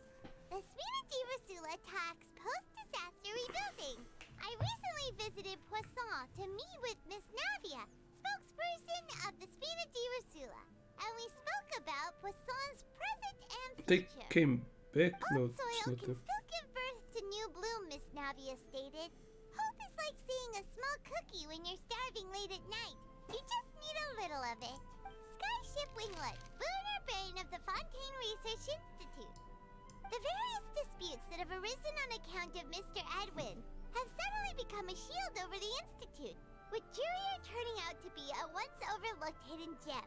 People always call the first researcher mad, but few know what to call the second. And should that latter person achieve a miracle, they would find it all the harder to find a word with which to classify. Wow! Paimon barely recognizes the people in the reports. Are those really Jurier and Navia? They sound like real big shots. They might have been real big shots from the start, we just didn't meet them in that capacity. What do you think? Pretty enthralling, huh? The Steambird's idea was pretty simple. With the disaster just having passed, we would print a free edition packed to the margins with good news to calm people down. The value for these big scoops lies in their inevitable follow-ups. We'll publish further reports and go into the stories behind those people. Edwin's assistant, Jurier, created a true flying ship, while Navia is leading people in the reconstruction of their home. I'm sure that these stories could draw even your well-traveled eye. Their skills do make me curious about how things will play out. Paimon curious too! Wait a minute. Didn't we watch everything happen from start to finish? What's there to be curious about? And that's exactly why I'd like you to come conduct interviews with me. You're the best incubators of news, if you haven't noticed. And also, with you around, I'm sure I'll get to see that Duke. Are you sure? Hasn't he turned you down several times already? Oh, this time will be different. Come on! Let's head to Poisson first, and then make a trip to the fortress. There are some things you'll only know when you get there. Okay. Go to Poisson. Back where it all started. Oops.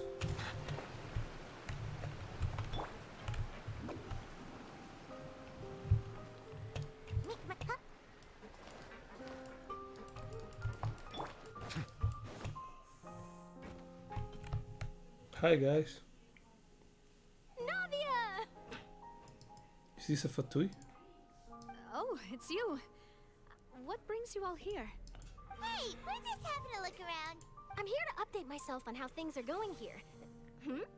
Oh, the Fatui are here too! Let me introduce you. This is Mr. Garunt Snezhevich. He represented the Knave in sending us a large amount of supplies, and is helping with our work. Our residents are hard at work as well. Thanks to everyone, work is progressing nicely.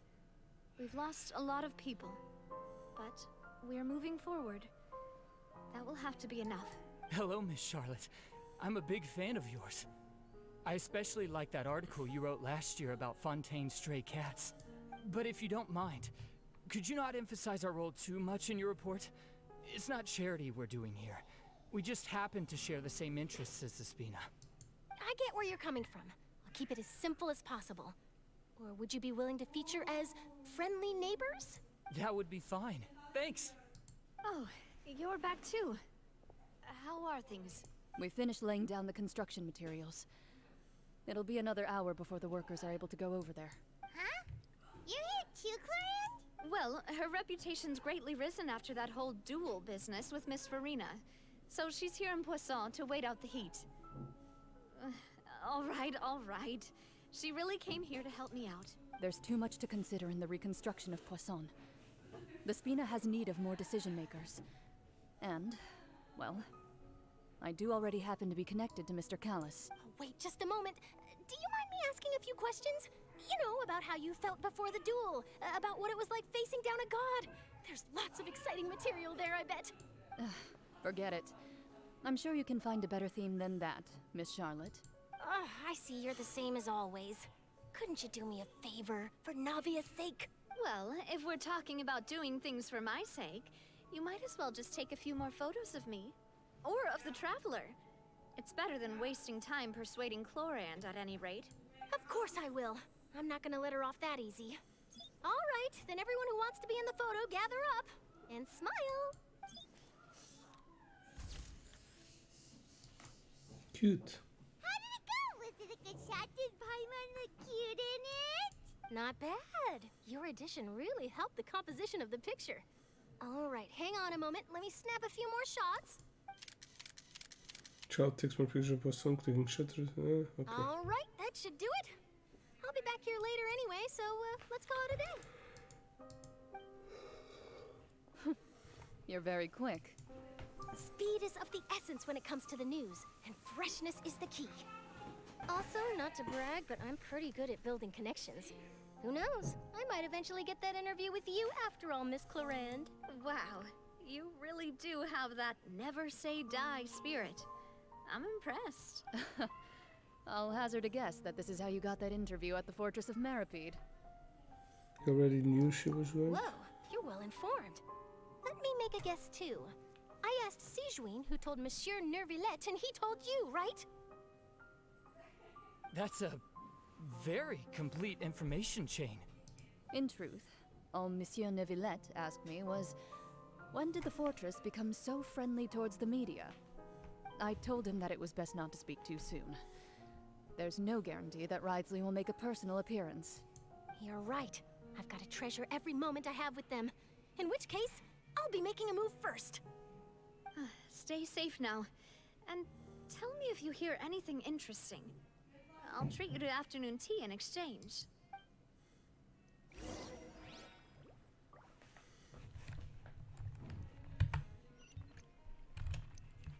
Damn.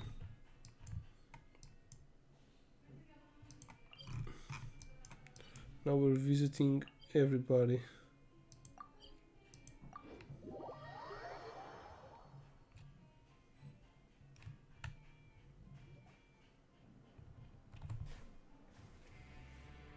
Wow, guess we're here again, huh? There's a real nostalgic feeling. Shouldn't we visit Neuvillette instead of Wright? Looks like you've been missing us. There he is. Did you come all the way to the Oh yeah. to greet us?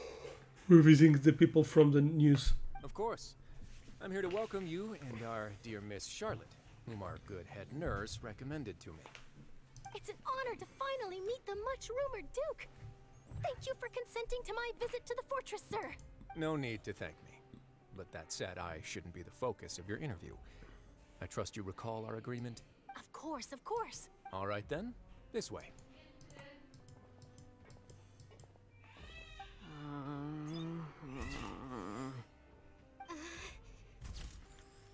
They're the ones who invented the Hey, flying. no need to be so nervous. I've already taken all the photos we need. Miss Charlotte, do these pictures really need to be published on the cover of the Steambird? It would seem that Miss Lorvine doesn't want her face to appear beside that of Mr. Jurier, Sir, please don't say things like that. But it looks like dear Mr. Jurier denies it. Might this interview be very important to you then? No, I just... This is my first time being interviewed, and I'm very thankful to the Steambird for... Now, I might not look it, but I actually did meet Mr. Edwin once. And I'll be honest, I enjoyed chatting with you more. You've definitely got more of that genius vibe going on. The boat that brought about a miracle, the ark that saved the people. Why, you recreated a myth back there, like an emissary of legend. Still, if I might ask, where's that flying ship now? Huh. Looks like Charlotte's trying to get herself another exclusive scoop. I have to apologize, but that ship is presently in the bowels of our factory. I'm afraid it won't be easy for you to get a shot of it. Really? Well, then in that case, could I have an interview with you to make up for that loss? She does not know squeeze opportunities for all they're worth. You already know my answer, I'm afraid. Best you interview our head nurse instead. Or perhaps you'd like to take another photo of this couple of researchers? We're not a couple. Did you really have to use the word couple? Well, then, 2 solo photos will do. Is my hair messed up? Please, someone help me have a look. Things sure are getting pretty lively here. We've seen this kind of thing before. Oh, seems like everyone's here. Would any of you like to try this new drink I came up with? No. Ah, Siegeween. Hey, Miss Charlotte. Why don't you, take some pretty photos of our head nurse? Sure. Come on, Miss Siegeween. Over this way. Let's find a brighter spot. Huh? Sure. Do I have to smile? So, how have things been at the fortress? Same old, as you can see. Fontaine's undergone some changes, but this place is still more or less the same. Other than that flying ship, it got a tad too much attention, I think. That's why I decided to let the interview go through.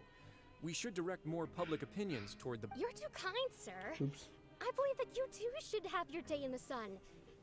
Not that you would want that. That's not his style. Yeah.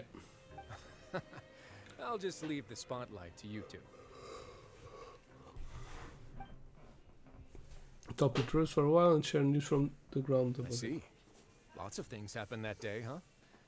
Anyway, regarding that Harbinger, I'm not sure you remember, but his 3 young followers are still waiting for his return. Okay. He sure did win them over, huh? I'll tell them that there's good news and bad news. The good being that their boss seems fine, and the bad being that they must face extended sentences for abetting his escape. Oh, actually, what about you? Are things gonna change for you too? What change can there be? The fortress will keep chugging along, and so will my duties. As to what Miss Furina's departure will mean for the nation, and if our laws and governance will be transformed, we'll leave those to the folks in the overworld. Hey everyone, the photo shoot's done. Good. In that case, let's call it a day here. Thanks for your cooperation. Come on, Traveler, let's go. Till next time, everyone. There'll be a next time? Yeah. Maybe. Who knows? I might write a story about the underwater factory next time. Until then. All right. Last stop, the docks. The docks, why? Oops. Is novidade? No. Probably Fossilors is here.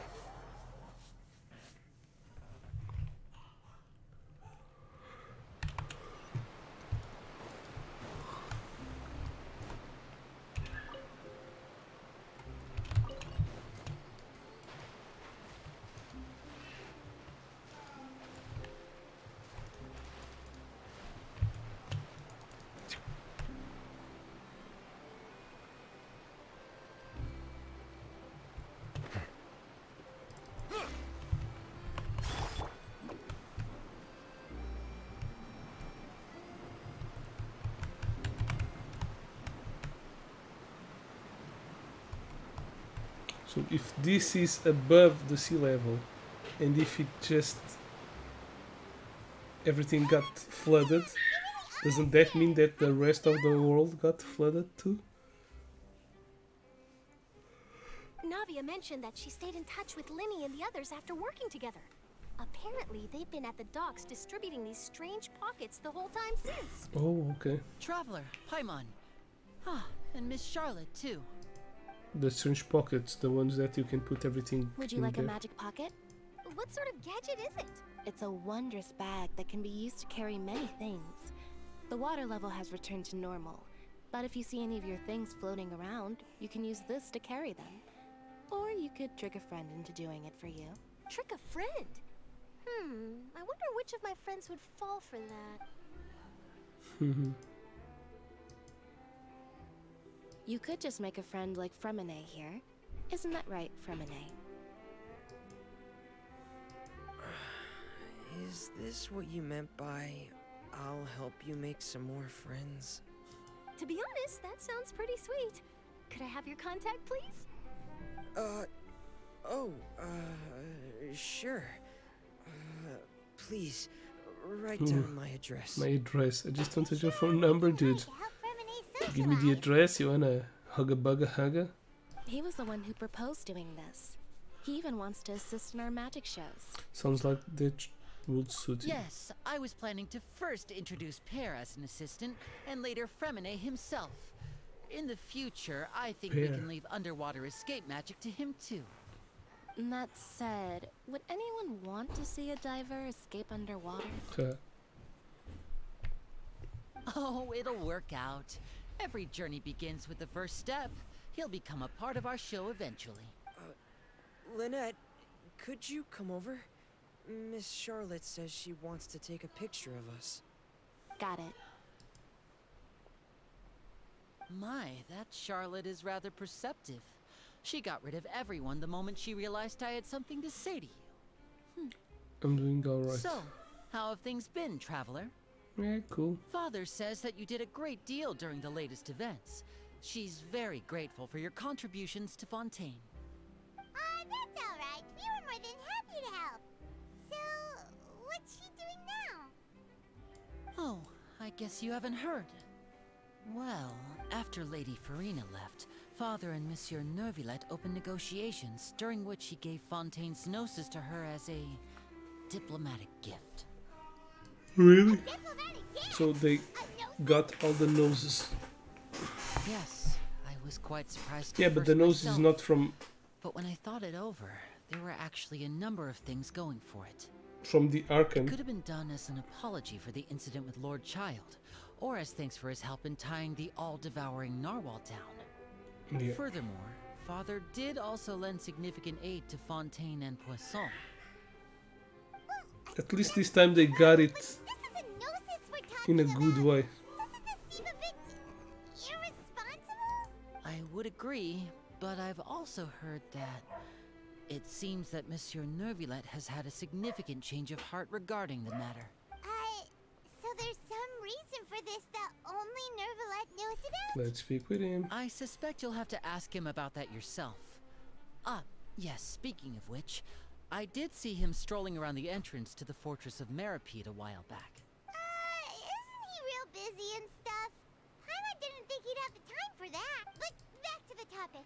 The gnosis was given to the knave, right? What about Child? They say that he's returned to Snezhnaya to recover from his wounds. I hear that the recent disaster really did a number on his health. Well, I guess I can now call him one of my war buddies. That's true. When you think about it, we've had loads of run-ins with the Fatui. To think we'd be allied with them this time. So shocked by such a simple The switching knave? of sides?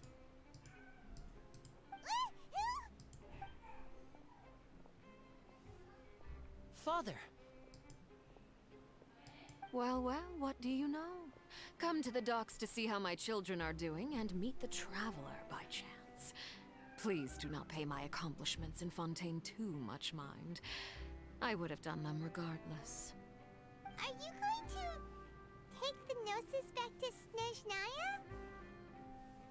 That is our duty as harbingers, yes. Don't be too preoccupied with sides. The goal of the Fatui concerns not a single place or person, but the entire world.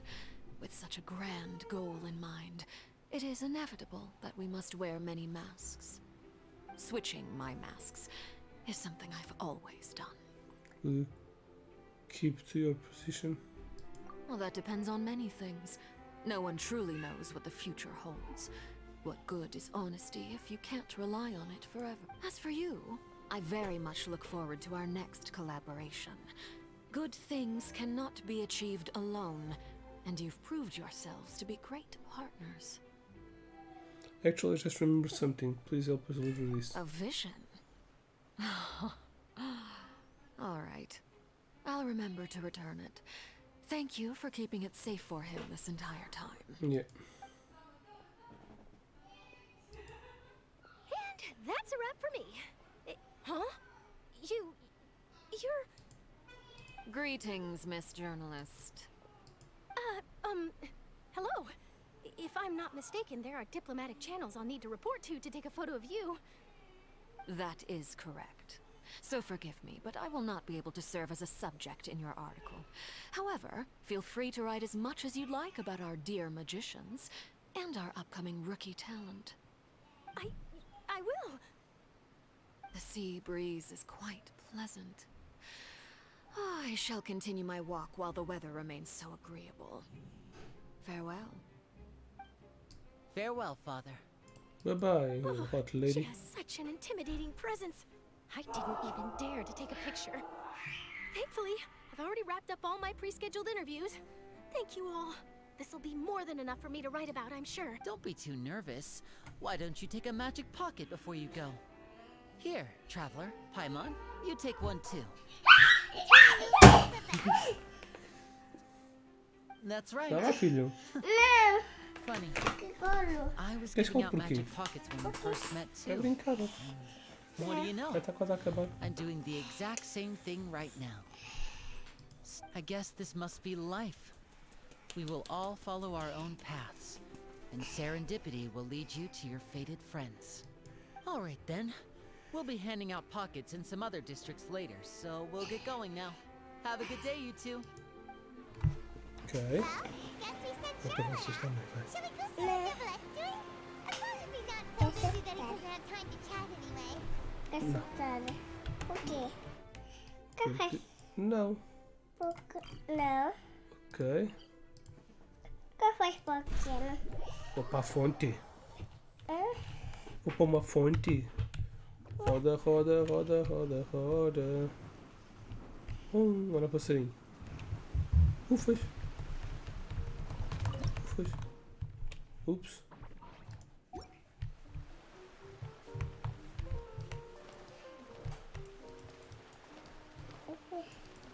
Ui.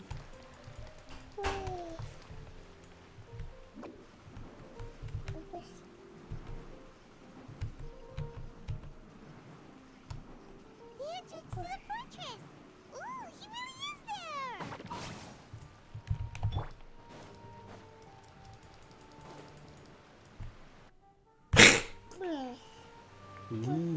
So big. Big, big. So, you really are here, Nicolette! Paimon didn't think you were going to have free time this hour of the day. Really? Oh, I suppose you must have met Mr. Linney. He took the time to greet me earlier when he passed this way. Wasn't he supposed to be in the case, prison? you came at a good time. I was just considering reaching out to you to set up a meeting, so I may explain some things that I haven't had the time to before. Aw, Paimon's glad that you remembered. Thank you for keeping us on your mind, what with you being busy Olha, and all. olha como é que isto está. Alright, let's have it then. How was Fontaine actually saved? The whole business Vai is tirar. still quite the mystery to us. Pede a tia para tirar. Então vai pôr mais. It is strange how words can often leave a bitter taste in the mouth when it finally comes time to say them out loud. Neuville cites off but before true concerning what he saw that day. Folklore received the event pursuant to Furina's endless performance to save Fontaine. Whoa. So that's what happened? I only saw Furina's part myself. Fossilor destroyed the divine throne of the Hydro Archon and restored your power to you, transforming you into a fully fledged elemental dragon sovereign. But Paimon still doesn't quite get what you did to save the Fontainians from dissolving. For me, Separated the the water. authority of the ancient dragons refers to absolute control over the hydro element. Fontainians were incomplete humans born of Egeria's use of the power of the primordial sea, with constitutions similar to that of mimics. But so long as those primordial energies remain within them, I could use the ancient dragon's authority to grant them true blood, after the fashion in which life was first brought into being on this planet. In other words, when I gave my verdict, Fontanians became true humans, and thus would naturally no longer be dissolved by water from the primordial sea. Fossilor must have counted on you to make that decision as well. Your verdict was the key to making the prophecy appear to have come true while saving everyone. No, you could say that it was what... Huh? You could say that it was at that moment he knew, he fucked up, that the Fontaines were finally truly born. Yeah, okay, so we turned them into humans. It did not took the primordial water from the ocean. They just were human, so they didn't dissolve. It seems from your expressions that you still have more things you wish to ask. Ask away. I will tell you the truth as I know it. About the initial verdict that was passed on child. I have investigated his case along many avenues. Okay, that was on purpose so he could fight the narwhal. Chasm when he was young. There, by chance, he awakened the all-devouring narwhal. But whether it be by sentiment or reason, that should not have been enough to consider him the root cause of the disaster. At most, he would have had tangential liability. As for the judgment passed by the oratrice during the trial, whether it was due to that liability by association, or Fossilor deliberately using him to buy time for us on the assumption that he would be able to hold the creature off, I cannot say. Okay. Guess Fossilor had Fontanians in mind the whole time. I thought that it was just on purpose, but yeah, it might have also been because he awakened the narwhal. Paimon suddenly got another question. Back when Fontanians hadn't yet become real humans, were the children they had also transformed Oceanids? Life has always flowed like water. Do you recall how Fontanians would often come to the Fountain of Lucine to pray for children? Yeah, Lynette said the fountain is where all the waters in Fontaine converge. In truth, even those couples did not know that such prayers were no mere custom, but instead a form of ritual. Those Oceanids who were blessed within the spring water would later descend as new humans in the coming months. Paimon sorta gets it now. Either way, seems like this ritual won't be of any further use, but it'll probably live on as a local custom. Ask away. I will tell you the truth as I know it. About the fountain's future. Yeah, about that. Risley said Furina has already left. What's that all about? Ah, Lady Furina. The people are only aware that her death sentence has not been carried out. She abdicated the post of Hydro Archon and left affairs related to that title to me, before leaving the Opera House. I related Fossilor's words to her faithfully and completely. After hearing them, she seemed neither saddened nor comforted. She simply said that she was tired and needed to rest. Yeah. Having said that, she then packed the things and moved out of the Opera House, not unlike how an ordinary person might. But she's still got a place to stay, right? You need not worry. I will make arrangements to ensure that she will not Yeah, want for finally done. food, clothing, board, or travel. In truth, I am somewhat happy for her. The wear and tear on her spirit will, of course, take time to heal. But now that she no longer has to play the role of Fossilor the Hydro Archon, she can finally lay down her burdens and lead a normal life. What about you then? What are your plans now that you've regained your full powers as the Hydro Dragon? After Fossilor Так, passed on, the Oratrice also ceased to function. This matter will directly affect our crimes. After much careful consideration, I've decided to take over its role in our courts. From now on, I shall hear cases and pass verdicts by myself. Still considering stuff from the perspective of the Udex, huh? As an elemental Ok, dragon, tenho there are estás indeed aqui a many fungar, things eu that I não must gosto. do. But this Vai power, ficar and papel this para duty, limpar o nariz então. in a manner of speaking, you could say that both were granted to me. Vicente, As such, before I podes não attend to gritar, my se faz other favor. responsibilities, I must first and foremost continue Posso to ouvir serve isto? Fontaine as its highest judge. Sim, então para de The gritar. duty of the Hydro Sovereign and the duty of the Olha, Udex queres jogar shall comigo? coexist within my person. First and foremost. Okay. Additionally, the Hydro Archon's departure has brought about another problem, which is that the Opera House shall no longer produce Indomitium. That's major Archon, wasn't it? Wait, but the various mechs and machines in the city are all still okay. Where are they getting their energy from? As I am now, I have full command over New Musia. Okay. And it can serve as a complete substitute. Another reason why I cannot quite leave Fontaine immediately. Wow. This ancient dragon's authority stuff is really quite useful, huh? Pretty Ask powerful. away. I will tell you the truth as I know it. About Fontaine's noses.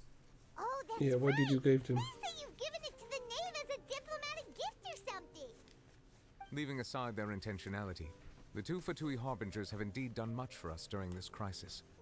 Their sole remaining goal at Fontaine, at least at this point, would seem to be the Gnosis. The Oratrice has ceased to function. The Hydro Archon's divine throne is now no more, and I do not need the Gnosis's power. As such, it has lost all meaning for Fontaine. If the Fatui have impure designs, we might as well accede to their request now, and avoid unnecessary conflict. What complicated considerations. Paimon thought you were just giving it to them out of gratitude to the knave and as an apology to Child. Ask away. I will tell you the truth as I know it. About the next stop on my journey. You will soon be heading to Natlan, I presume. What the hell is that? I'm afraid that I have little talent as a travel guide, so all I can do is tell you what I know about that land. As far as I'm aware, Natlan can be said to be a nation of dragons. A nation of dragons? You mean like you? No, I suspect that I would not find myself welcome there. Unlike ancient dragons such as myself, the dragons of Natlan have undergone long years of development and evolution. Large numbers of them have entered a form of coexistence with humanity. Natlan is also the nation of war. War ravages those lands like an undying flame. There is one other piece of information I got incidentally from my negotiations with the knave that I believe may be useful to you. The harbinger known as the Captain has thrown his hat into the endless ring of war. The Captain. Sounds like a real tough customer. Seriously, everywhere you look, there's a Fatui Harbinger doing their thing. I suggest that you fully prepare yourself before going to Natlan. In the meantime, Fontaine's doors will always be open to you. Ask away. I will tell you the truth as I know it. No more questions. Hang on a sec. Paimon's still got a question about the Gnosis. When we spoke to Linny earlier, he mentioned that your attitude towards giving away the Gnosis had clearly changed. We guessed that there might be some reason for it that only you were aware of. No wonder the House of the Hearth is the Fatui's intelligence division. They are certainly sharp. So regarding this specific issue, I was just getting ready to share something with you. What is it? In truth, I exchanged some further words with that lady named Skirk after sending you two back to the surface. It went something like this. Okay. She's from outer space. She's from Onkai Star Rail.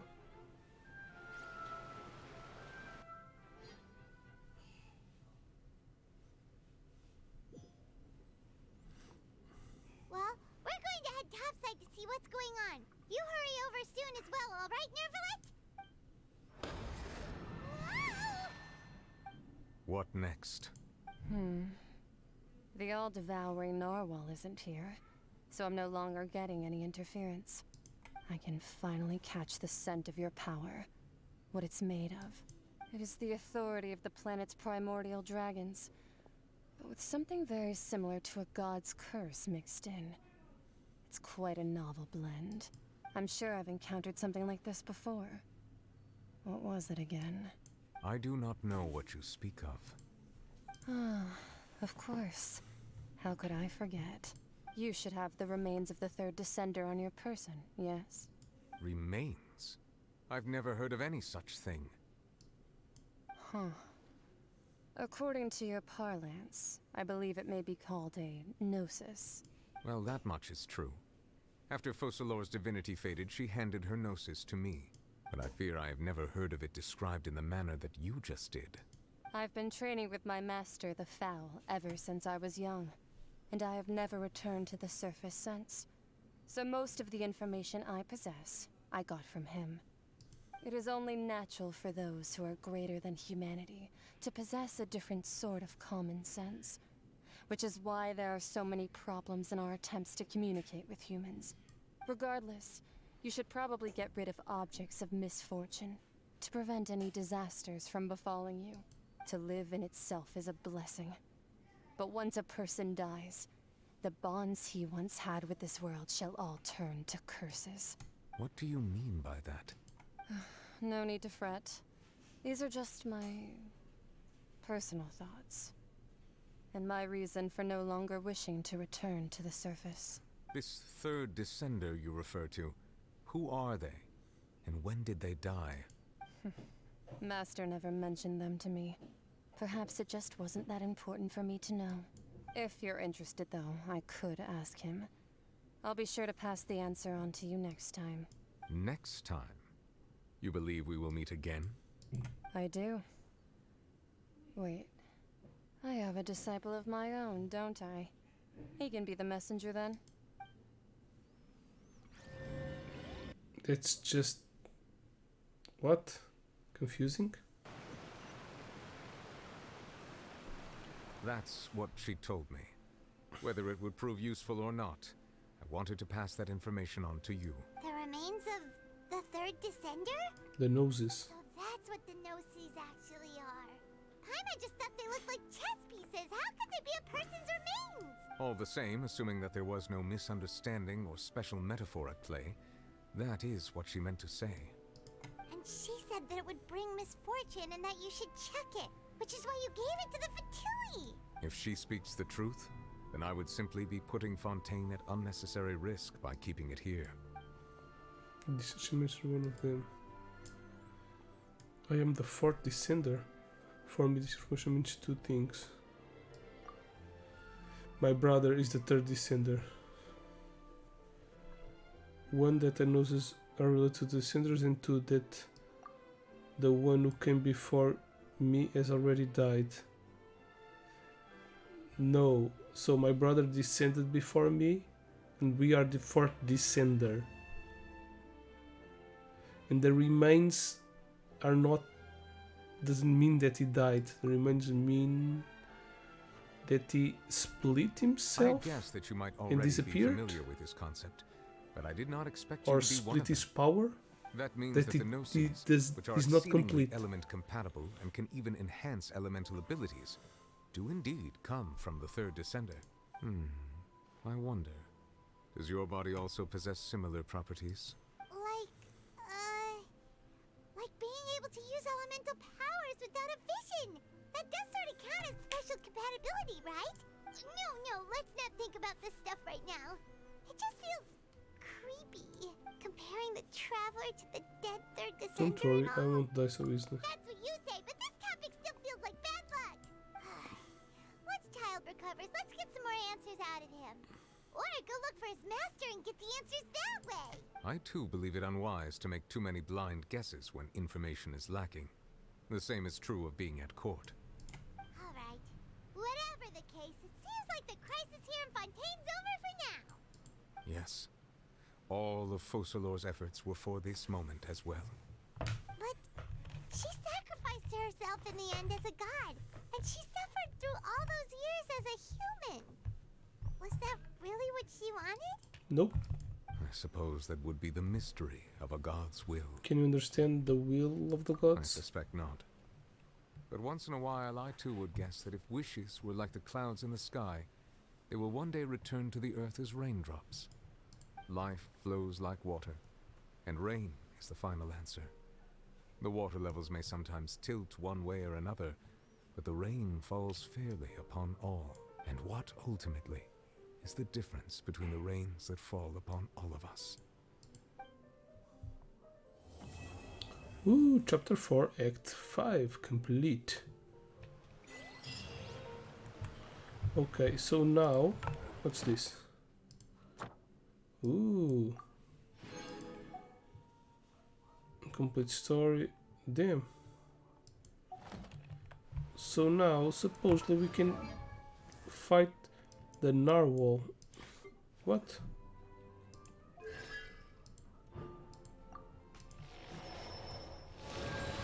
Okay. Let's see on the map.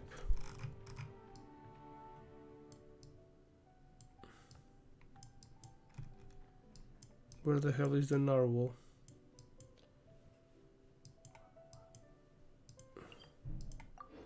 Can't I fight a narwhal? I wanted to fight a narwhal. Wings.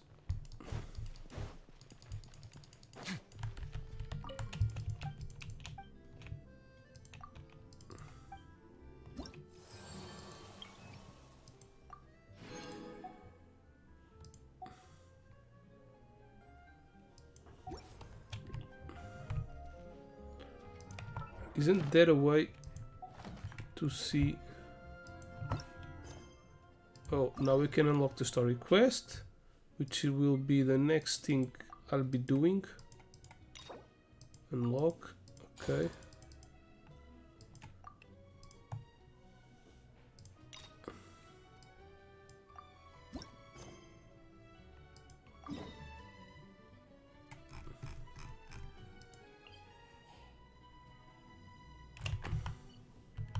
If you ever see any stickers on my back, do me a favor and take them off. Seems like to play pranks something. How did I unlock it? I need to...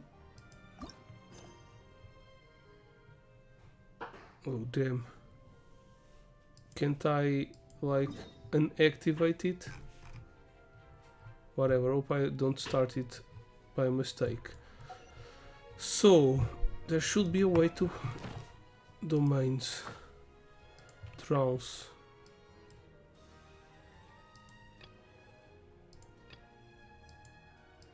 Is this the narwhal? Oh, it's under the sea. Is it really in here?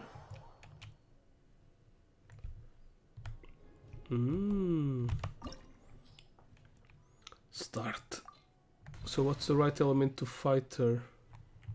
Doesn't say.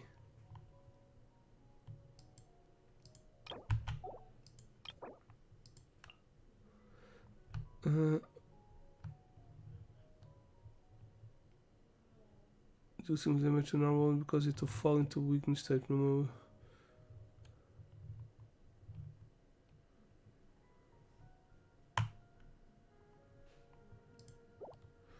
Okay. So water is not a good element to bring.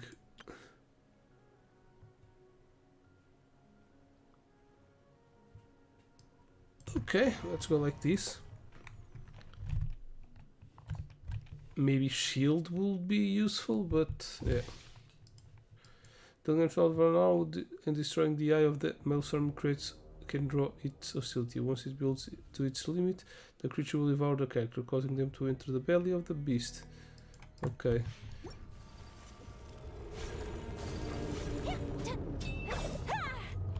Peekaboo, I see you.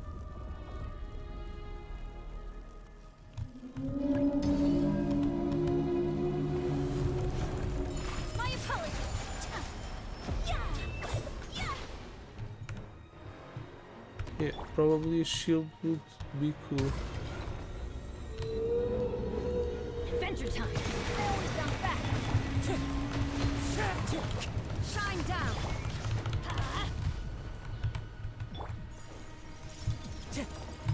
Clouds high. The birds come. There is no escape.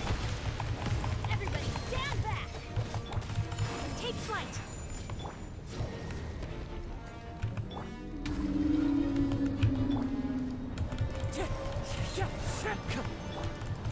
Shine down. My apologies. Harm to oblivion. Damn, you're hard to catch. There is no escape.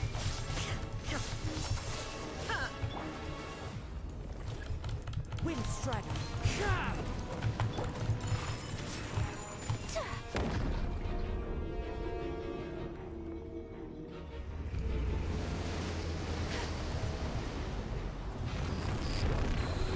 What? I cannot destroy that. I didn't quite follow it.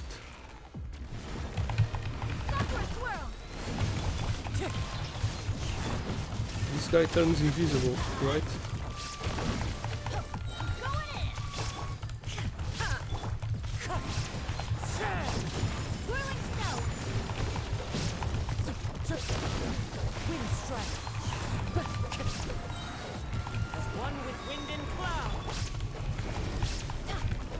What?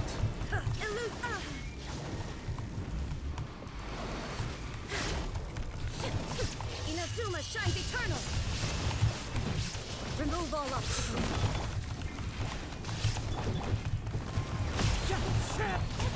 My apologies. Teamwork is dreamwork. This is Damn, you weren't supposed to die.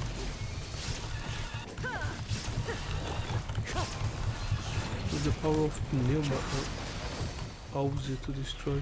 Time to go.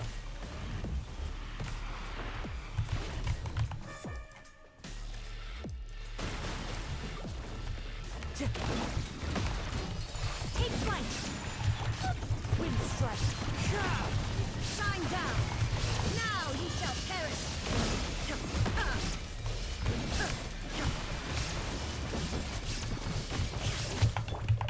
Embrace the ice. Cloud's high. Birds call.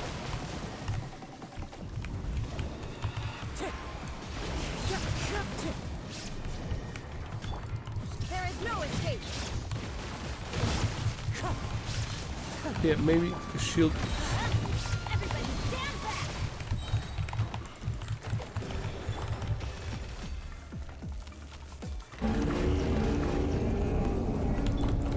Shine down. My apologies. Sakura swirl. Going in. Wind strike. One with wind and cloud. Inazuma shines eternal.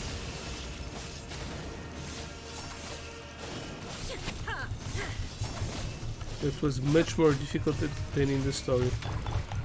Whirling snow.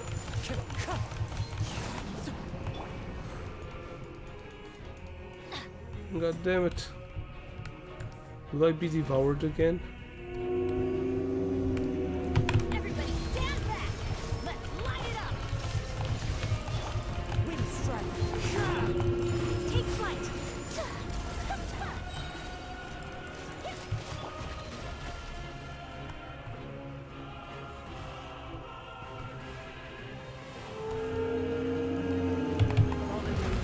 Adorn my night.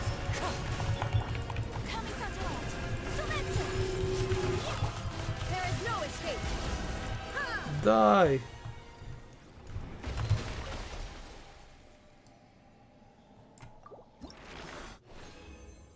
Alrighty then. This is a pretty strange item. Okay. First time defeating the whale. Probably there are some achievements when defeating the whale.